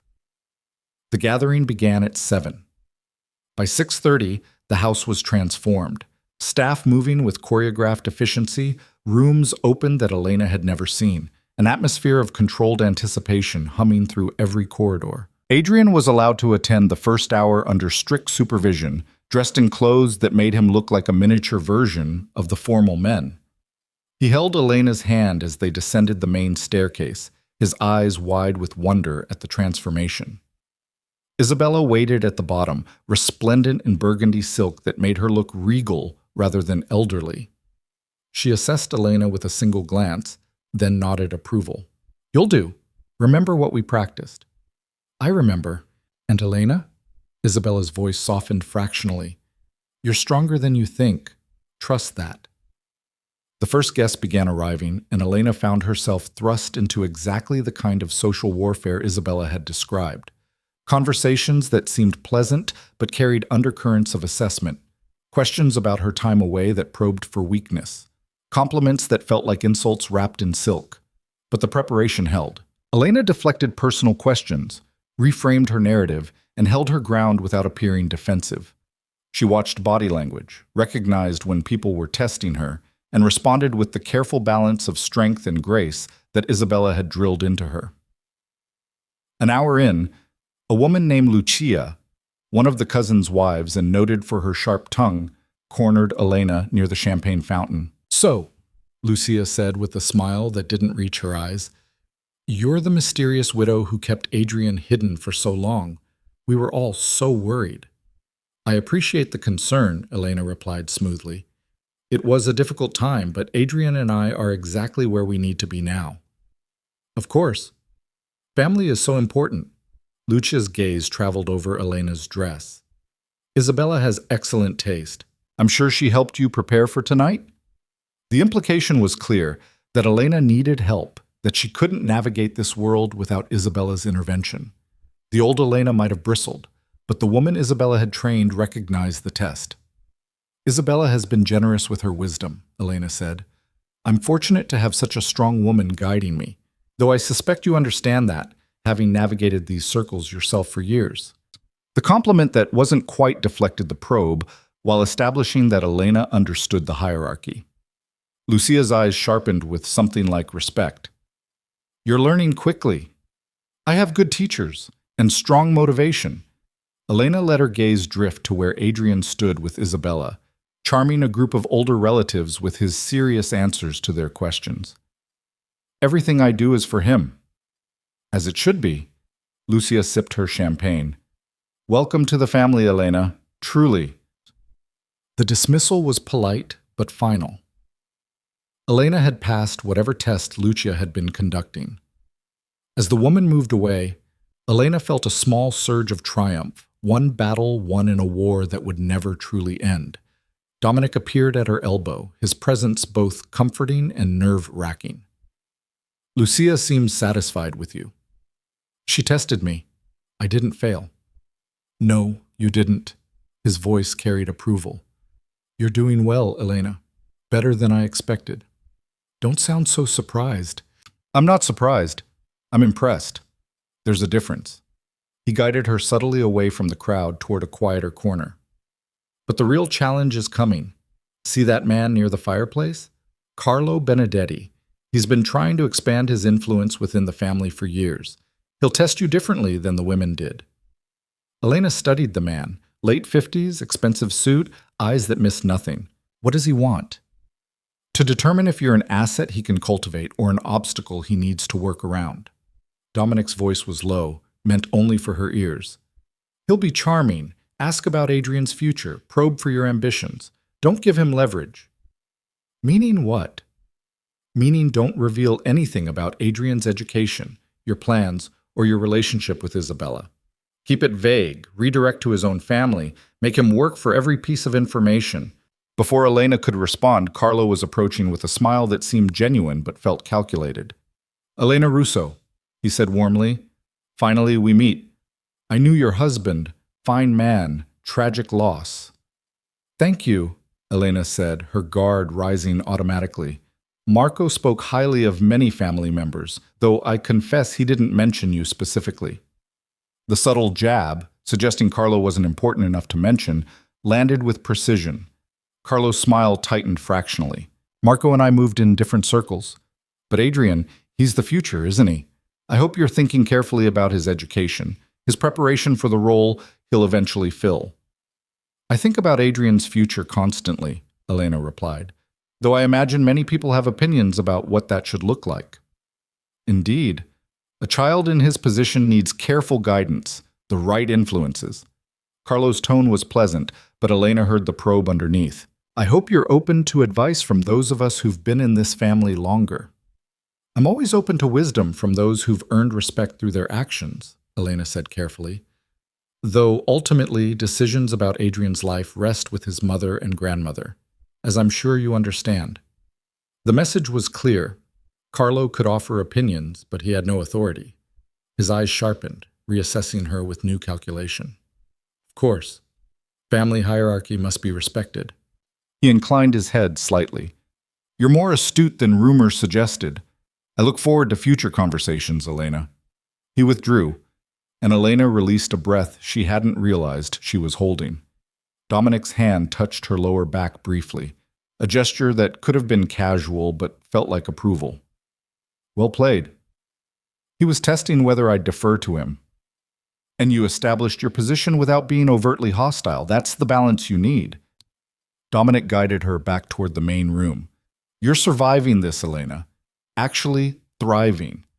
The evening wore on, conversation after conversation, test after test. By the time Adrian grew tired and Elena was allowed to excuse herself to put him to bed, she felt wrung out but oddly triumphant. She'd navigated the gathering without major missteps, established herself as more than just Marco's widow, and earned grudging respect from people who'd expected her to fail. Isabella found her in the hallway outside Adrian's room after the boy was finally asleep. You did well tonight, the older woman said without preamble. Better than well. You showed them you're not some fragile thing to be managed. Several people commented on your presence. Thank you for preparing me. I gave you tools. You wielded them. Isabella's expression was as close to warm as Elena had ever seen it. Marco chose better than I thought. You have the strength this family needs, even if you came to it differently than I would have preferred. It was the closest thing to approval Elena had received from her, and the weight of it was surprising. I'm not doing this for your approval, Elena said quietly. I'm doing it for Adrian.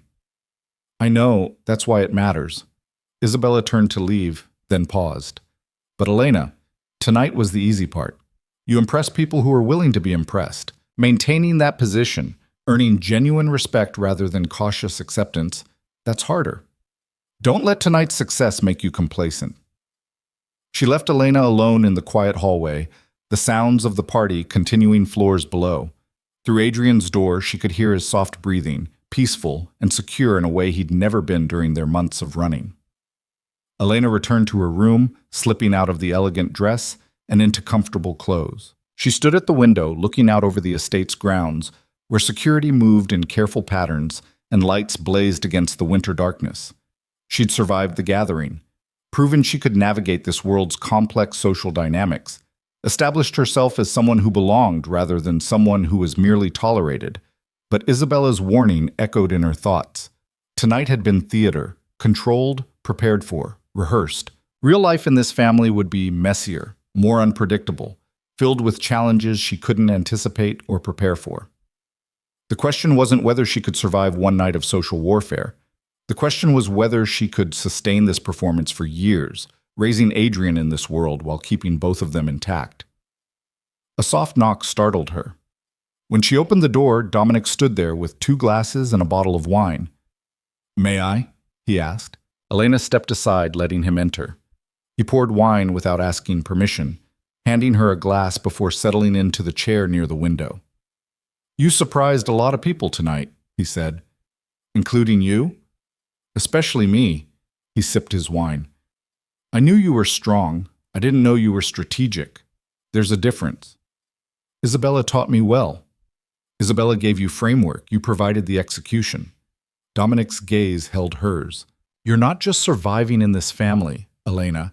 You're carving out a position, building influence.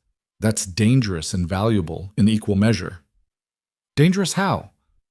"Because influence attracts attention. People will start seeing you as more than just Adrian's mother. They'll see you as a player in family dynamics. That brings opportunity and threats." Elena's throat tightened. "I don't want to be a player. I just want to protect my son." "Too late. You've already become one." Dominic leaned forward. "But that's not necessarily bad. Players have agency. They make choices instead of having choices made for them. The question is whether you're ready for what that means. Which is, That you'll need allies, real ones, not just people who tolerate your presence. His voice lowered. I'm offering to be one of those allies, Elena. Not because I have ulterior motives, but because I respect what you're building and believe you could be genuinely valuable to this family's future. The offer hung between them, weighted with implications Elena was too tired to fully parse. Why? She asked simply. Because you're not what I expected.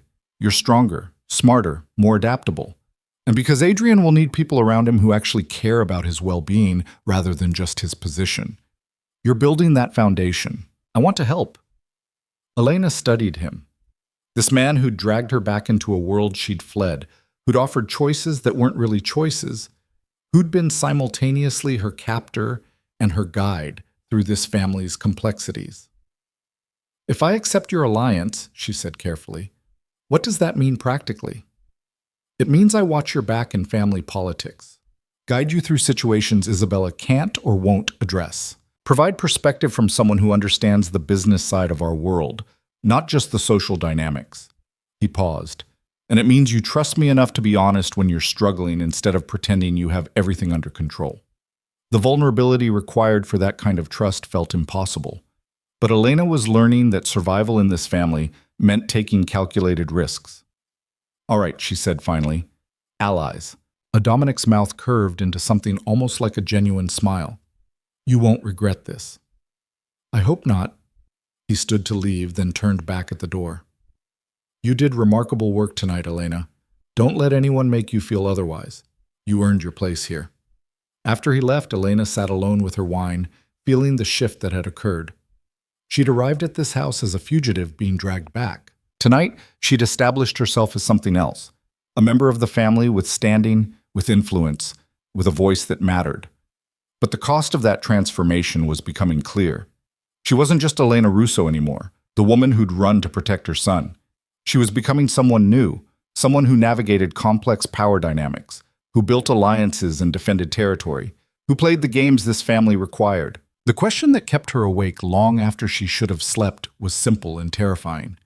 In becoming strong enough to protect Adrian in this world, was she becoming exactly the kind of person she'd once run from? The answer to that question came 6 months later, on a spring evening when the estate's gardens had finally shaken off winter's grip and cherry blossoms painted the grounds in soft pink.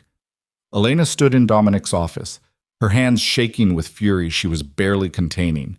Between them on his desk lay photographs, grainy surveillance images of Adrian at the private academy Isabella had enrolled him in, taken from angles that suggested someone had been watching her son for weeks. When did these arrive? Her voice was ice over rage. This morning. Delivered to the front gate in an unmarked envelope. Dominic's expression was carved from stone, but his eyes held a violence that Elena had never seen directed at anything connected to her. No note, no demands, just the photographs. Who would do this? Someone making a point, showing they can reach Adrian whenever they want. He gathered the photographs with careful precision, as if handling something contaminated. This is a message, Elena. A warning that the family has enemies who know about the heir. The word hit her like a physical blow. For 6 months, she'd been learning to navigate this family's internal politics, building relationships, establishing her position. But she'd allowed herself to believe that the external threats, the violence that had killed Marco, belonged to a past she'd left behind. What do we do? The question came out steadier than she felt. We respond. Carefully, strategically, and with enough force that whoever sent these understands that threatening Adrian was a fatal mistake. Dominic's voice carried absolute certainty. But first we need to tell Isabella. Elena's stomach dropped. She'll blame me. She'll say I brought danger to Adrian by running, by making him visible. She'll blame whoever took these photographs, Dominic interrupted. And then she'll help us eliminate the threat. Whatever else Isabella is, she's a grandmother who won't tolerate anyone endangering her grandson. They found Isabella in the conservatory, reading in the afternoon light that filtered through glass walls. She looked up when they entered, and whatever she saw in their faces made her set down her book with deliberate care. Show me, she said simply. Dominic laid the photographs on the small table beside her chair. Isabella studied each one with an expression that grew colder and more dangerous with every image. When she finally looked up, Her eyes held the same violence Elena had seen in Dominic's. How long has this been happening? Based on the timestamps, at least 3 weeks. Dominic's tone was clinical, reporting facts rather than engaging emotion. Multiple angles, different times of day. Whoever's behind this has dedicated resources to surveillance. Carlo Benedetti. Isabella's voice was flat with certainty. He's been pushing for more influence over Adrian's education. This is him showing what he's capable of if he doesn't get his way. Elena's breath caught. The man from the gathering? He seemed charming, respectful. Isabella's laugh was bitter. Carlo has been playing power games in this family for 30 years. He saw Adrian as an opportunity. Influence the heir, control the future. When you established that he had no authority over the boy, you made him your enemy. I didn't know. You weren't supposed to know. That's how these games work. Isabella stood, her age falling away as purpose sharpened her movements. But Carlo miscalculated. He thought threatening Adrian would make you vulnerable, make you run to him for protection. Instead, he's given us justification to destroy him. The casual way she said it, destroy him, sent ice through Elena's veins. What does that mean? It means Carlo Benedetti will learn that there are consequences for threatening family. Isabella's gaze shifted to Dominic. Call Marcus. I want security doubled at the academy and at the estate. No one gets close to Adrian without clearance from you or me directly. Already done. I also want to move Elena and Adrian to the secure wing until this is resolved. The secure wing? Elena looked between them. What is that? The section of the house built specifically for situations like this, Dominic explained. Reinforced walls, independent power and water, security measures that would make most government facilities jealous. You and Adrian will be completely protected while we handle the threat. Handle it how? Elena's voice rose despite her efforts to stay calm. What are you planning to do to this man? Isabella's expression was almost pitying. You've been in this family for 6 months, Elena.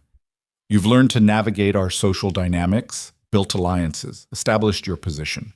But you've never truly understood what we are, have you? I understand you have power. We have more than power.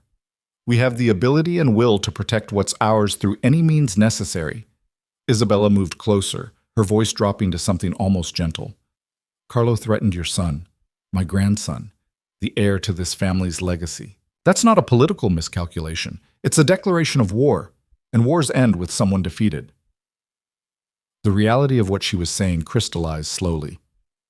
You're going to kill him. We're going to neutralize a threat, Dominic corrected. What form that takes depends on Carlo's response when we confront him. If he's smart, he'll understand his mistake and accept exile from family business. If he's foolish, he'll double down, and then yes, more permanent measures will be necessary. Elena's knees felt weak. She'd known, intellectually, that this family operated outside conventional morality. Marco's death had proven that violence was part of their world, but knowing it abstractly and watching it unfold around her son were entirely different things. I don't want Adrian exposed to this, she whispered. Then you shouldn't have stayed, Isabella said bluntly. The moment you walked back into this family, you accepted that Adrian would grow up in a world where power is defended with force. You can't have the protection and resources we offer without accepting the reality of how they're maintained. Isabella, Dominic's voice carried warning. No, she needs to hear this. Isabella's eyes were hard on Elena's face.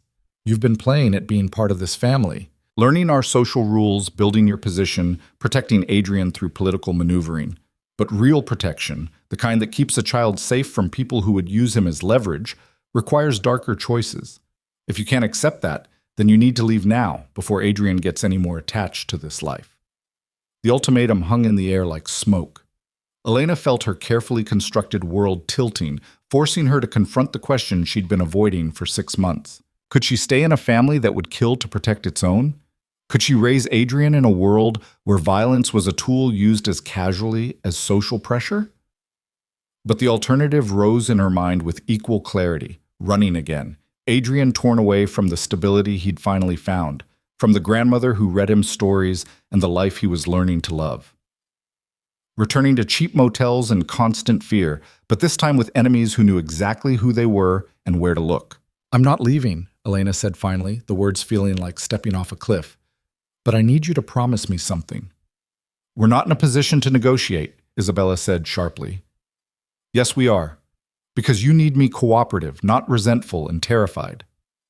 Elena forced strength into her voice. If you're going to do this, handle Carlo or anyone else who threatens Adrian, I need to know what you're doing. Not the details, but enough that I'm not blindsided. I can't protect Adrian if I don't understand the threats around him. Dominic and Isabella exchanged a look Elena couldn't interpret. That's a significant request, Dominic said carefully. Information is closely held in this family. Letting you into operational decisions makes me a real ally instead of just a bystander you're managing, Elena interrupted. You said you wanted me as a partner, Dominic. Isabella said I needed to understand this world. Well, I'm trying to understand, but I can't do that if you keep me in the dark whenever things get dangerous. Another silence. Then Isabella's mouth curved into something that might have been approval. You're finally asking the right questions, she said.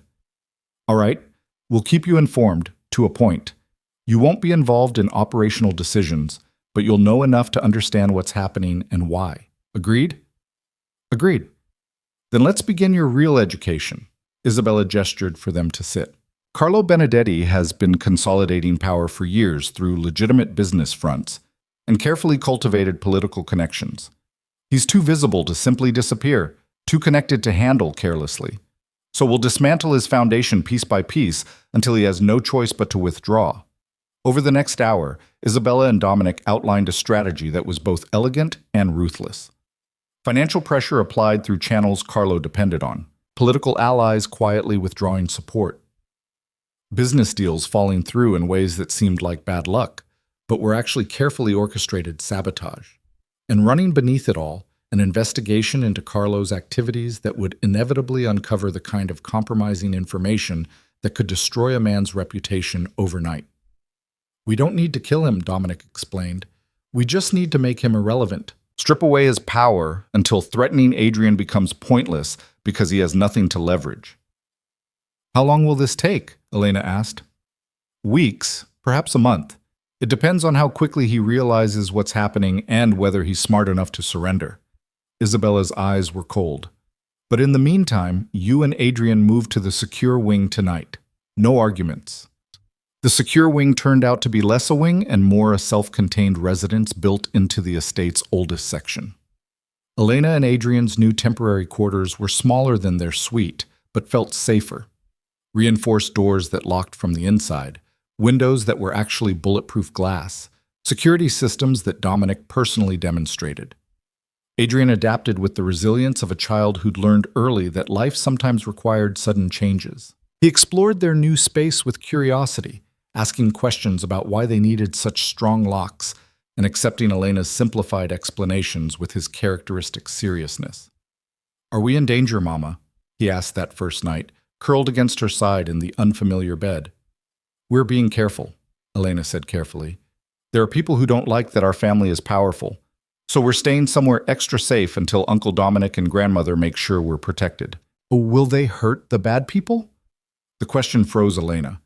At 5 years old, Adrian was already learning to categorize the world in terms his father's family would recognize.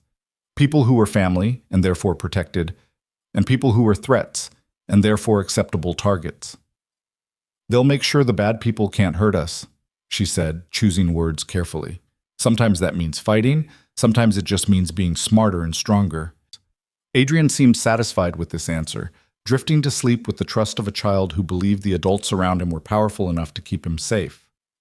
Elena lay awake long after Adrian slept, feeling the weight of her choices settling over her like a shroud. She'd asked to understand this world, and Isabella had granted that request. Now she was watching in real time as the family dismantled a man's life with surgical precision, all to protect Adrian from a threat Elena had partly created by establishing her own position too firmly. The days that followed played out with surreal normalcy on the surface, while violence simmered beneath. Adrian continued his academy schedule under heavy security. Elena attended family dinners where conversation carefully avoided mentioning Carlo even as his empire crumbled. And at night, Dominic briefed her on the day's progress, with the clinical detachment of a general reporting from the field. Carlo's largest investor pulled out this morning, citing concerns about irregularities in his accounting. The investigation we seeded is bearing fruit. Dominic's voice was matter-of-fact, discussing financial destruction the way others might discuss the weather. He's losing approximately $30 million in capital, and the political connections that depended on that money are starting to distance themselves. Does he know it's us? Elena asked. He suspects, but suspicion without proof is just paranoia. And the beauty of this approach is that even if he's certain we're behind it, there's nothing he can do. Fighting back would just accelerate his collapse. 3 weeks into the operation, Carlo made his move. Elena was reading to Adrian in the secure wing's small library when Marcus appeared in the doorway, his expression grim. Mrs. Russo, Mr. Romano needs you in his office immediately. Adrian stays here with security. Her stomach dropped. What happened? Carlo showed up at the front gate demanding to speak with Isabella. He's making threats. Elena's hands tightened on the book she'd been reading. Is he armed?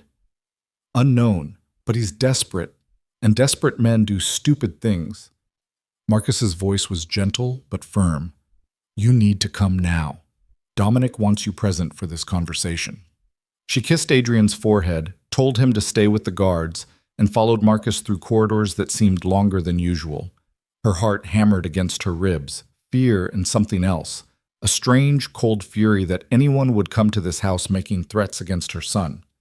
Dominic's office had been transformed into something like a war room. Security monitors showed Carlo, at the gate, pacing like a caged animal.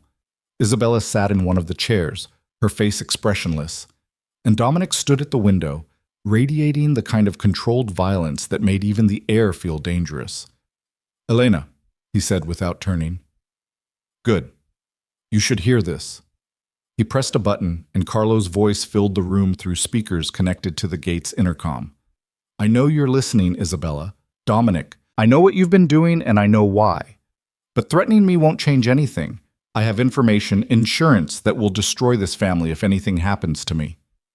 Isabella's laugh was cold. Carlo, you've been watching too many films. Real power doesn't work that way. I have evidence of every illegal transaction this family's made for the past decade. Financial records, communications, connections to politicians and judges. If I go down, I'm taking the Romano Empire with me. Then you've already lost, Dominic said quietly. Because if that information exists, we'll find it. And once we do, your insurance becomes worthless. You can't find what's already been distributed. I have copies in 3 different locations set to be released if I don't check in every 48 hours. Kill me, and you destroy yourselves. Elena watched Isabella's expression carefully. The older woman showed no fear, no concern, just cold calculation. Carlo, Isabella said finally, you're bluffing. If you had that information and were smart enough to protect it properly, you'd have used it already as leverage instead of showing up at my gate like some common thug. Try me. Do whatever you were planning and watch your family burn. Or, Dominic interjected, his voice carrying absolute authority, you could listen to the offer we're about to make, the one that lets you walk away from this alive and with some dignity intact. A pause. Then, I'm listening. You leave, tonight. You take your remaining assets, disappear to whatever hole you've been preparing for exactly this situation, and you never come near this family again. Never contact Adrian, never mention the Romanos, never return to New York. In exchange, we stop the financial assault and let you keep what you've managed to hide from us. And the photographs? My insurance? We assume it's a bluff, but we're willing to take that risk, because if it's real and you release it, you'll spend the rest of your very short life knowing you destroyed the only thing that was keeping you alive, our willingness to let you run rather than hunting you down. Dominic's voice dropped to something deadly. Make no mistake, Carlo. If that information surfaces, there won't be a place on earth you can hide. We'll find you, and what happens next will make you wish you'd taken the easy death we're offering now. Silence stretched through the speakers. Elena could hear Carlo's breathing, ragged with fear and rage. I want 24 hours to arrange travel. You have 12. At dawn tomorrow, if you're still in New York, the deal is void, and we come for you with everything we have. Isabella's voice was final. Choose wisely, Carlo. This is the only offer you'll receive. The intercom clicked off. Dominic turned to face Elena, his expression unreadable. That's how these things end when we're merciful. He lives, we maintain our position, and the threat disappears. Not through violence, but through superior force of will. Elena's hands were shaking. She'd just watched the family destroy a man's entire life and then offer him exile as mercy. It should have horrified her. Instead, she felt a fierce satisfaction that Adrian's threat was being neutralized. Will he actually leave? She asked. He doesn't have a choice, Isabella said. We've taken everything that gave him power. He can run and keep his life, or fight and lose everything, including his survival. Most men choose to live. And if his insurance is real? If he releases the information? Then we'll deal with that when it happens. But I don't think it is. Carlo was always better at threats than follow-through. Isabella stood, smoothing her dress with practiced elegance. You can move back to your suite tomorrow, Elena. The crisis is over. But something in Dominic's expression made Elena pause. What aren't you telling me? Nothing you need to worry about. We agreed. No keeping me in the dark when it involves threats to Adrian. Dominic exchanged a look with Isabella, then sighed. Carlo won't release whatever information he has because doing so would make him worthless to everyone, including the people who might have protected him. Dead men can't provide ongoing intelligence. So his best play is exactly what we've offered. Disappear, stay quiet, and hope we forget about him. But you won't forget. No. We'll monitor him for the rest of his life. And if he makes any move against this family, any attempt to resurface or cause problems, we'll finish what we started. Dominic's voice was matter-of-fact. That's how real security works, Elena. Not through violence when it can be avoided, but through demonstrated willingness to use violence if necessary. Carlo will spend the rest of his life knowing we're watching, knowing we could reach him anytime we choose. That fear is more effective than his death would be. Elena understood finally what she'd truly committed to when she agreed to stay in this family. Not constant violence, but the infrastructure to deploy it efficiently when required. Not casual cruelty, but calculated ruthlessness in service of protection. It should have terrified her. Instead, she felt something settle into place, an acceptance that this was the price of keeping Adrian safe in a world that saw a 5-year-old as a strategic asset. Thank you, she said quietly, for handling this, for protecting him. Isabella's expression softened fractionally. We protect our own, Elena. That's what family means in our world. Adrian is ours, which means so are you, whether you fully accept it yet or not. By dawn the next morning, Carlo Benedetti had vanished from New York. His remaining businesses dissolved overnight, his properties went on the market, and within a week it was as if he'd never existed. The family returned to its routines with the seamless efficiency of an organization that had handled such matters countless times before. Elena and Adrian moved back to their suite in the North Wing. Life resumed its careful patterns. Adrian's academy schedule, family dinners, the social obligations that Elena had learned to navigate with increasing confidence. But something had shifted fundamentally. Elena was no longer playing at being part of this family. She'd watched them defend Adrian with cold precision, had been included in decisions about neutralizing threats, had accepted the reality of what protection actually required. She'd stopped running in more ways than one. 3 months later, on a summer evening when humidity made the air thick and thunderstorms threatened in the distance, Dominic found Elena in the estate's garden watching Adrian play with Isabella. The boy was laughing at something his grandmother had said, his dark eyes bright with happiness that seemed impossible to reconcile with the world he'd been born into. He's thriving, Dominic observed, settling onto the bench beside her. He is, despite everything, or maybe because of it. Elena glanced at him. You were right, you know, about what staying here would mean. I usually am, though it gives me no pleasure in this case. Why not? Because I've watched you transform from someone fighting this family to someone becoming part of its machinery. That shouldn't feel like victory, but it does. Dominic's voice was quiet. You've become formidable, Elena. Exactly the kind of person this family needs. But I wonder sometimes if that's what you wanted. Elena considered the question honestly. I wanted Adrian safe. I wanted to stop running. I wanted to finally stop being afraid. She watched her son chase butterflies across the manicured lawn. Everything else, the political maneuvering, the alliance building, accepting the violence that protects us, those were just necessary evolutions. And are you happy? Truly? The question surprised her. In 6 months of building her position, navigating threats, and establishing herself within the family, no one had asked her that. I'm not sure happiness is the right framework, she said slowly. But I'm stable. Adrian's protected. I have power instead of just being subject to it. That's more than I ever had when I was running. It's also more than you had in your marriage to Marco. Marco gave me illusions of safety and normal life. This family has given me actual security and honest understanding of the world Adrian belongs to. I'll take truth over comfort every time. Dominic was quiet for a moment. Then, Isabella wants to formalize your position in the family structure, give you an official role in Adrian's preparation and future planning. It would mean more responsibility, more visibility, but also more authority. Elena's heart quickened. What kind of role? Essentially, you'd be his primary advisor and protector until he comes of age, making decisions about his education, his exposure to family business, his development as the heir. Isabella and I would have input, but final authority would rest with you. Why would Isabella agree to that? 6 months ago, she barely tolerated me. 6 months ago, you were an outsider she had to manage. Now you're family she can trust. Someone who's proven you'll do whatever's necessary to protect Adrian and this family's future. She'd rather empower someone loyal than fight for control with someone resentful. The offer was everything Elena had been working toward.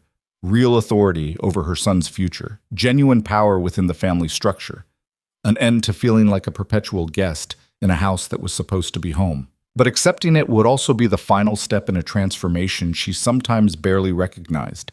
From the woman who'd run from this world to the woman who wielded its power. From Marco's sheltered widow to a player in the family's complex dynamics. I need to think about it, she said finally. Take your time, but Elena, Dominic turned to face her fully. This isn't just about a title or position. This is Isabella acknowledging that you've become essential to this family's functioning. That's not an offer she makes lightly or often. Thunder rumbled in the distance, and Isabella called Adrian inside before the rain started. Elena watched them go, grandmother and grandson walking hand in hand toward the house that had become home despite everything. That night, unable to sleep, Elena found herself in the library where 6 months ago Isabella had first taught her to navigate family politics. The room was dark except for moonlight filtering through tall windows, painting everything in silver and shadow. She wasn't surprised when Isabella appeared in the doorway, wrapped in an elegant robe, clearly unable to sleep as well. I thought I might find you here, the older woman said, moving to pour brandy from the decanter kept stocked. She handed Elena a glass without asking if she wanted one. Dominic told you about the offer. He did. And you're conflicted. It wasn't a question. I'm trying to understand what accepting it would mean, not just practically, but what it says about who I've become. Isabella settled into the chair opposite Elena's, studying her in the dim light. You've become exactly who you needed to be to survive in this world. The question is whether you can accept that transformation. I never wanted power. I just wanted to keep Adrian safe. And you've learned that in our world, those goals are inseparable. Power is protection. Protection requires power. You can't have one without the other. Isabella sipped her brandy. When I was younger than you are now, I faced a similar choice.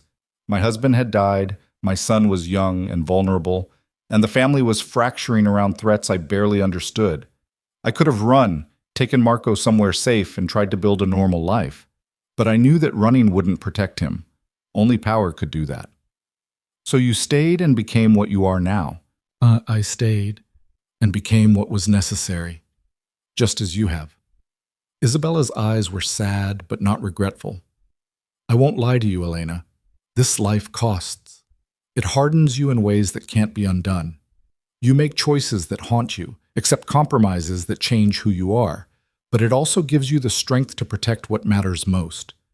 Is that trade worth making? Only you can answer that. Elena thought of Adrian sleeping safely in his castle bed, protected by security and family power. She thought of the past 6 months, learning to navigate threats, building alliances, accepting the reality of what keeping him safe actually required. "If I accept this role," she said quietly, "there's no going back, is there? No pretending I'm just a mother protecting her son. I'd be making a deliberate choice to be part of this family's power structure." "Yes, but Elena, you made that choice 6 months ago when you agreed to help neutralize Carlo. Everything since then has just been accepting the implications of that initial decision." The truth of it settled like weight. She had chosen, back in that tense confrontation over surveillance photographs. Not explicitly, not with full understanding, but chosen nonetheless. Everything that followed, the strategic planning, the cold satisfaction when threats were eliminated, the growing comfort with the family's methods, had been building toward this moment. The moment where she stopped pretending the transformation was temporary and accepted it as permanent. "I'll do it," Elena said finally. "I'll accept the role. For Adrian." "For Adrian," Isabella agreed, "but also for yourself. Because you've earned this position, Elena. Not through birth or marriage, but through strength and strategic intelligence. That's worth acknowledging." They sat in comfortable silence, two women who'd arrived at the same destination through different paths, but with the same motivation, protecting the children they loved in a world that required darkness to survive. The formal ceremony announcing Elena's new role took place a month later, during another family gathering that was equal parts celebration and political theater. Elena wore black again, but this time it felt like armor rather than mourning. She stood beside Isabella and Dominic as the family was informed of the decision, watching their reactions carefully. Some showed approval, recognition that she'd proven herself worthy. Others showed calculation, reassessing their strategies now that she held genuine authority. But no one showed dismissal. She'd transformed from Marco's invisible widow to someone who commanded respect through demonstrated capability. Adrian was there too, dressed formally and seated in a place of honor, not quite understanding the politics, but absorbing the message that his mother was important in this family, that she belonged not just as his parent, but as a figure of authority in her own right. After the formal announcements, after the toasts and political maneuvering, Elena found herself alone on the terrace overlooking the estate's grounds. The same view she'd stared at during that first overwhelming week, when everything had felt impossible, and escape seemed like the only salvation. Dominic joined her, offering champagne she didn't really want, but accepted anyway. "How does it feel?" he asked. "Having officially become what you spent 18 months running from?" Elena laughed, surprised by the accuracy. "I wasn't running from this. I didn't even know this existed." "No, but you were running from being controlled by forces you didn't understand, and now you've become one of those forces." His tone wasn't judgmental, just observant. "That's quite a transformation." "Do you think Marco would approve of what I've become?" Dominic considered the question seriously. "Marco wanted you safe and separate from this world. He'd probably be horrified. But Marco's approach got him killed and nearly got Adrian lost in the system. Your approach has kept both of you alive and thriving. I know which version I respect more. Even if it means I've become exactly the kind of person who operates in moral gray areas. Especially because of that.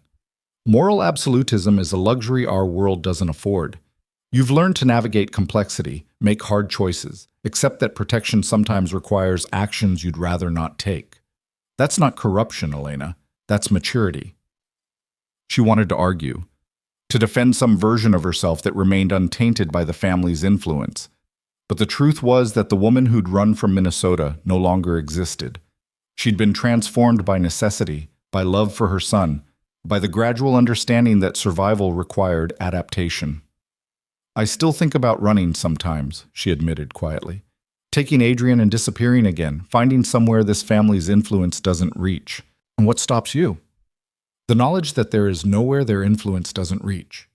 But also," she paused, choosing honesty over comfort, "the realization that I don't actually want to anymore. This is home now, not despite what the family is, but including it. I've stopped fighting what we are."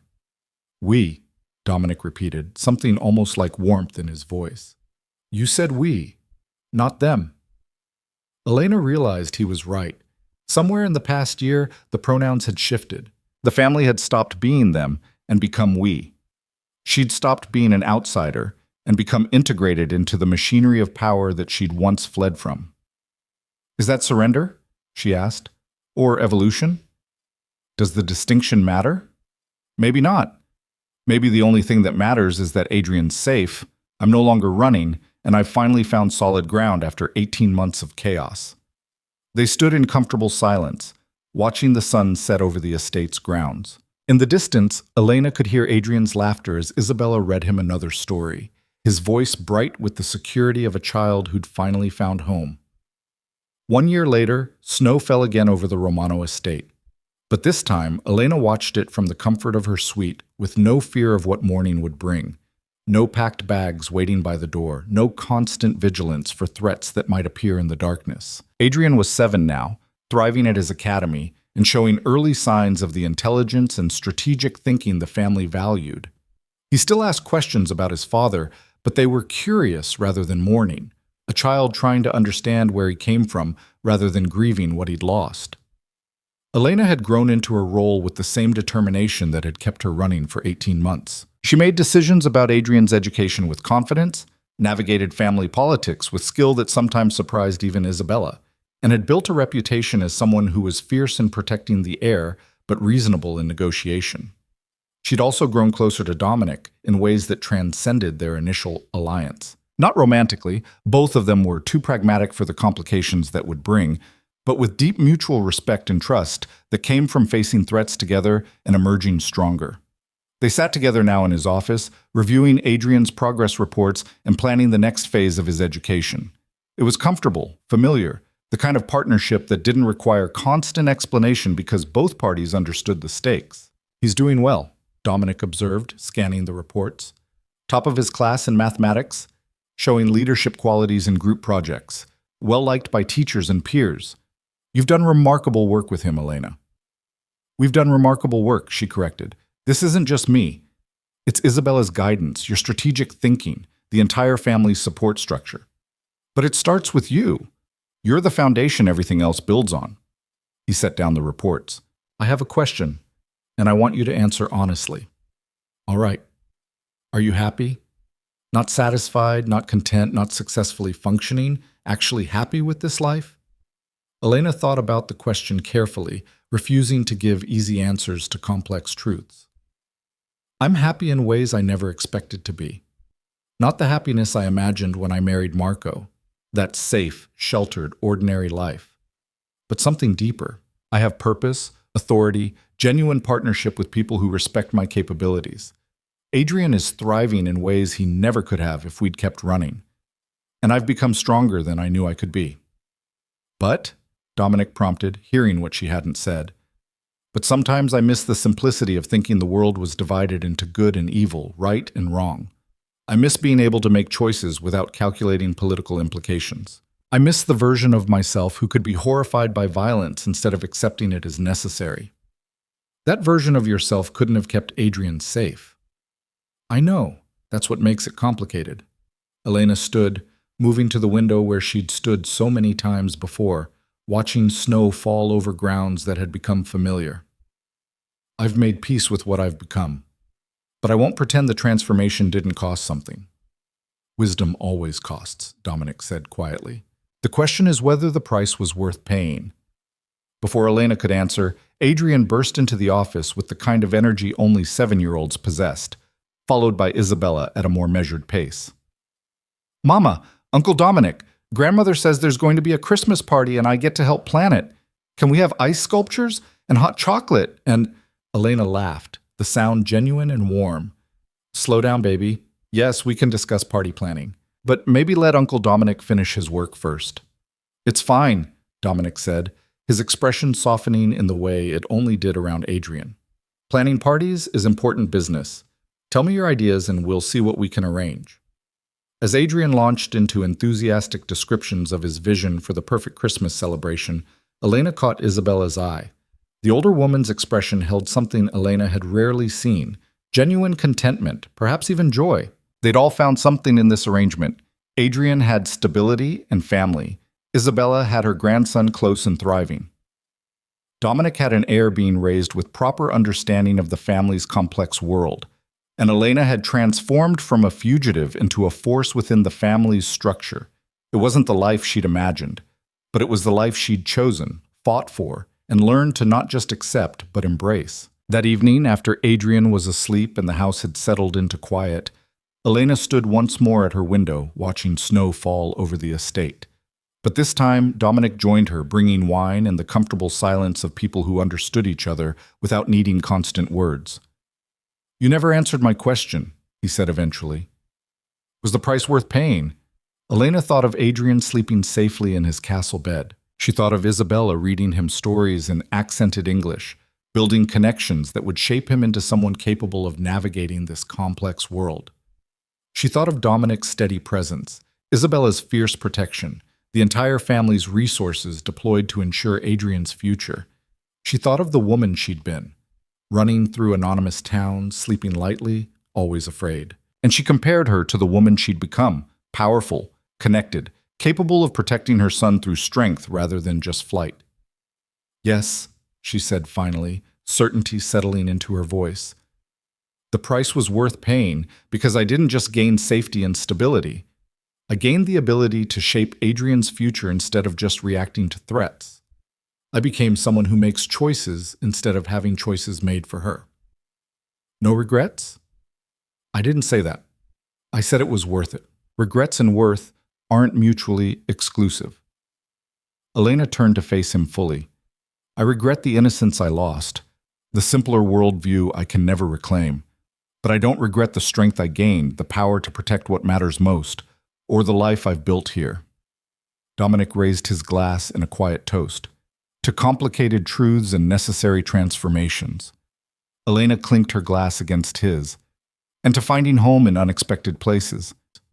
They drank in comfortable silence, two people who'd arrived at alliance through crisis and built something like friendship through shared purpose. Outside, snow continued to fall, covering the Romano estate in pristine white that looked beautiful and felt permanent. Elena Russo had stopped running, not because she'd been captured, but because she'd finally found something worth staying for. She'd transformed from Marco's sheltered widow into a woman who wielded power with precision, navigated complex politics with skill, and protected her son with the full force of the family's resources. The darkness she'd once fled from had become the foundation of her strength. The family she'd feared had become her allies, and the future she'd been running toward, safety, stability, the ability to stop looking over her shoulder, had been found not in escape, but in acceptance. Christmas morning arrived with sunlight glinting off snow, and Adrian's delighted laughter echoing through the halls as he discovered presents under a tree that towered in the estate's main room. Isabella watched with the soft expression she reserved only for her grandson. Dominic handed out gifts with measured generosity, and Elena stood among them, no longer on the outside looking in, but fully integrated into the fabric of this complicated, powerful, and fiercely protective family. She'd come to this house a year ago as a fugitive being dragged back against her will. She'd stayed through fear, necessity, and the desire to keep Adrian close. But somewhere along the way, necessity had transformed into choice. Fear had evolved into confidence. And the cage she'd dreaded had become a home she'd consciously built. As Adrian ran to her with a new book Isabella had given him, his eyes bright with happiness and security, Elena felt the last piece of resistance dissolve. She'd made the right choice. Not an easy one, not a simple one, but the right one for both of them. The run that had consumed 18 months of her life had finally, truly ended. Not because she'd been caught, but because she'd discovered that sometimes the thing you're running from becomes exactly what you need to survive. And in the Romano family's world of shadows and power, survival wasn't just living. It was learning to thrive in darkness, to wield strength with precision, and to protect what you loved with every resource available, no matter what that required. Elena Russo had learned those lessons well, and in learning them, she'd become something more than Marco's widow or Adrian's mother. She'd become family in the truest sense the Romanos understood, someone who belonged not through blood alone, but through demonstrated loyalty, proven capability, and the willingness to do whatever necessary to protect their own. The snow fell softly outside, covering everything in white. Inside, warmth and laughter filled rooms that had once felt like a prison, but now felt like home. And Elena stood in the center of it all, No longer running, no longer afraid, finally at peace with the woman she'd become and the future she was building. The chase was over. Home had been found, and the shadows that had once terrified her had become the very thing that kept her son and herself safe. In the end, that was worth every compromise, every transformation, every piece of innocence sacrificed along the way. It was worth everything.